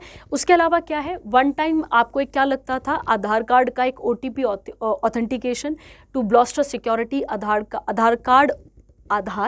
OTP authentication will be required for, अब किसके लिए अब ये यूज़ किया जाएगा, UPI 123 पे ट्रांजैक्शन के लिए, ठीक है। तो इसके साथ आप इसे देख लेंगे और बाकी सब कोड्स हमें इतने याद नहीं रख के जाने हैं, ठीक है, बहुत डिटेल में हो जाएगा, इसे नहीं हमें याद रखना है। अब ध्यान देते हैं बच्चा, जब हम UPI की बात करते हैं तो UPI को एक्चुअली कब लाया गया था, तो 11 अप्रैल 2016 को इसे इंट्रोड्यूस किया गया था NPCI के द्वारा RBI की गाइडलाइंस के अंदर। और भूटान पहली कंट्री बना था जिसने UPI यूनिफाइड पेमेंट इंटरफेस को ज्वाइन करा था हमारे साथ जुलाई 2021 में। अब और भी बहुत सारी कंट्रीज है जहां पर UPI चल रहा है हमारा, Singapore, UAE, Oman, Saudi Arabia, Malaysia, France, Netherland और नेपाल अभी रिसेंटली नई कंट्री थी जिसने हमें ज्वाइन करा था, ठीक है। चलिए लास्ट सेक्शन आता है आपके पास, कौन सा वाला, यहाँ पे डेज, और डेज करके फिर इसे वाइंड अप कर लेते हैं, ठीक है। चलिए, कहता है बच्चे वर्ल्ड फिलॉसफी डे, ठीक है। तो वर्ल्ड फिलॉसफी डे जो है बेटा वो किसके साथ यहाँ पर मनाया गया है, तो ये यूनेस्को की मदद से इसे लॉन्च किया जा रहा है। और नाम है फिलॉसफी, तो बेटा सीधी सीधी बात है यहाँ पर कि थॉट वगैरह आपके ह्यूमन कल्चर, इसको और फैलाने की बात की गई है, ठीक है। देखिए कहता है यूनेस्को की अगर हम बात करें, ये जो वर्ल्ड फिलॉसफी डे है इसे ऑब्जर्व किया जाता है, ध्यान देना 21 नवंबर को नहीं किया जाता, कहता है 3rd थर्सडे ऑफ नवंबर। तो ये इंपॉर्टेंट होते हैं आपके पास, कौन सा वाला है बच्चे, तो 3rd थर्सडे ऑफ नवंबर, ये आपने यहाँ पर याद रखना है, ठीक है। क्लियर हो गया। और जब भी हम यूनेस्को की बात करते हैं बच्चे, तो यूनेस्को का हेडक्वार्टर कहाँ पर आ जाता है, पेरिस फ्रांस में आ जाता है, याद रखेंगे आप। और कब बनी है ये बॉडी, तो 16 नवंबर 1945 को ये बॉडी बनकर तैयार हुई थी, ठीक है। तो ये आपने यहाँ पर याद रखना है, ठीक है। वैसे most of the days UN करता है, पर ये कौन सा कर रहा है, ये यूनेस्को कर रहा है। अगला आता है वर्ल्ड टेलीविजन डे, ठीक है। अगर हम बात करें तो इसे एनुअली ऑब्जर्व किया जाता है 21 नवंबर को। अब तो खैर हमारे पास फ़ोन, बड़ा सारी चीज़ें आ गई, पर अदरवाइज एक इम्पॉर्टेंट था, ठीक है। चलिए आगे आता है इसके बाद वर्ल्ड फिशरीज डे, इंपॉर्टेंट है बच्चा, कब मनाया जाता है, 21 नवंबर को। और हम इसके साथ जोड़ते हैं ब्लू रेवोल्यूशन, अगर आप सबको पता हो, ठीक है। पिसी कल्चर हम कहते हैं, जो फिशिंग की कल्टीवेशन होती है उसे पिसी कल्चर कहा जाता है। इसे 21 नवंबर को मनाया जाता है ताकि सस्टेनेबल फिशरीज और साथ ही साथ जो एक्वेटिक इकोसिस्टम है और जो फिशिंग कम्युनिटी है उसको फिशिंग कम्युनिटी मतलब जो लोग मछुआरे हैं उनके यहाँ पर उनको यहाँ पर प्रोटेक्ट किया जा सके, ठीक है। कहता है थीम क्या रहेगी, India blue transformation, strengthening small scale and sustainable fisheries on world fishery day 2024। Progressive state UT district individual were recognised, department of fishery under the ministry of fisheries. तो कोई भारी बात नहीं है इसमें। कब मनाया जाता है बच्चे ये, तो नवंबर 2021 में, ठीक है, याद रखना है आपने। सॉरी 21 में नहीं, 21 नवंबर को मनाया जाता है। चलिए अब इसी के अंदर कुछ डिपार्टमेंट ऑफ फिशरी ने कुछ अवार्ड दिए हैं। केरला को क्या मिला है, best marine state water, Telangana को मिला है बेस्ट इनलैंड स्टेट, उत्तराखंड को मिला है best Himalayan and north east state, और जम्मू कश्मीर को मिला है बेस्ट UT का, ठीक है। चलिए आगे बढ़ते हैं। इसके बाद international day of elimination of violence against women, तो ये कभी खत्म नहीं होने वाला, पर चलो यहाँ पे हम इसको पढ़ लेते हैं, ठीक है। ये कब मनाया जाता है बच्चे, 25 नवंबर को। एक्चुअली में एक 2 सिस्टर्स थी जिनका नाम क्या था, मीराबल सिस्टर्स, अगर आपको पता हो तो इनका ना मर्डर किया गया था, किसके द्वारा, जो डोमिनिकन एक कंट्री है अफ्रीका में, उसमें कोई राजा रूजा थे, उन्होंने मार दिया था, ठीक है। तो उसी के साथ ये करंट अफेयर है, उन्हीं की याद में हम इस डे को यहाँ पर सेलिब्रेट करते हैं। तो 25 नवंबर को international day for elimination of violence against women मनाया जाता है, ठीक है। अब ऐसे तो कहने को सस्टेनेबल डेवलपमेंट गोल नंबर 5 भी है, ठीक है।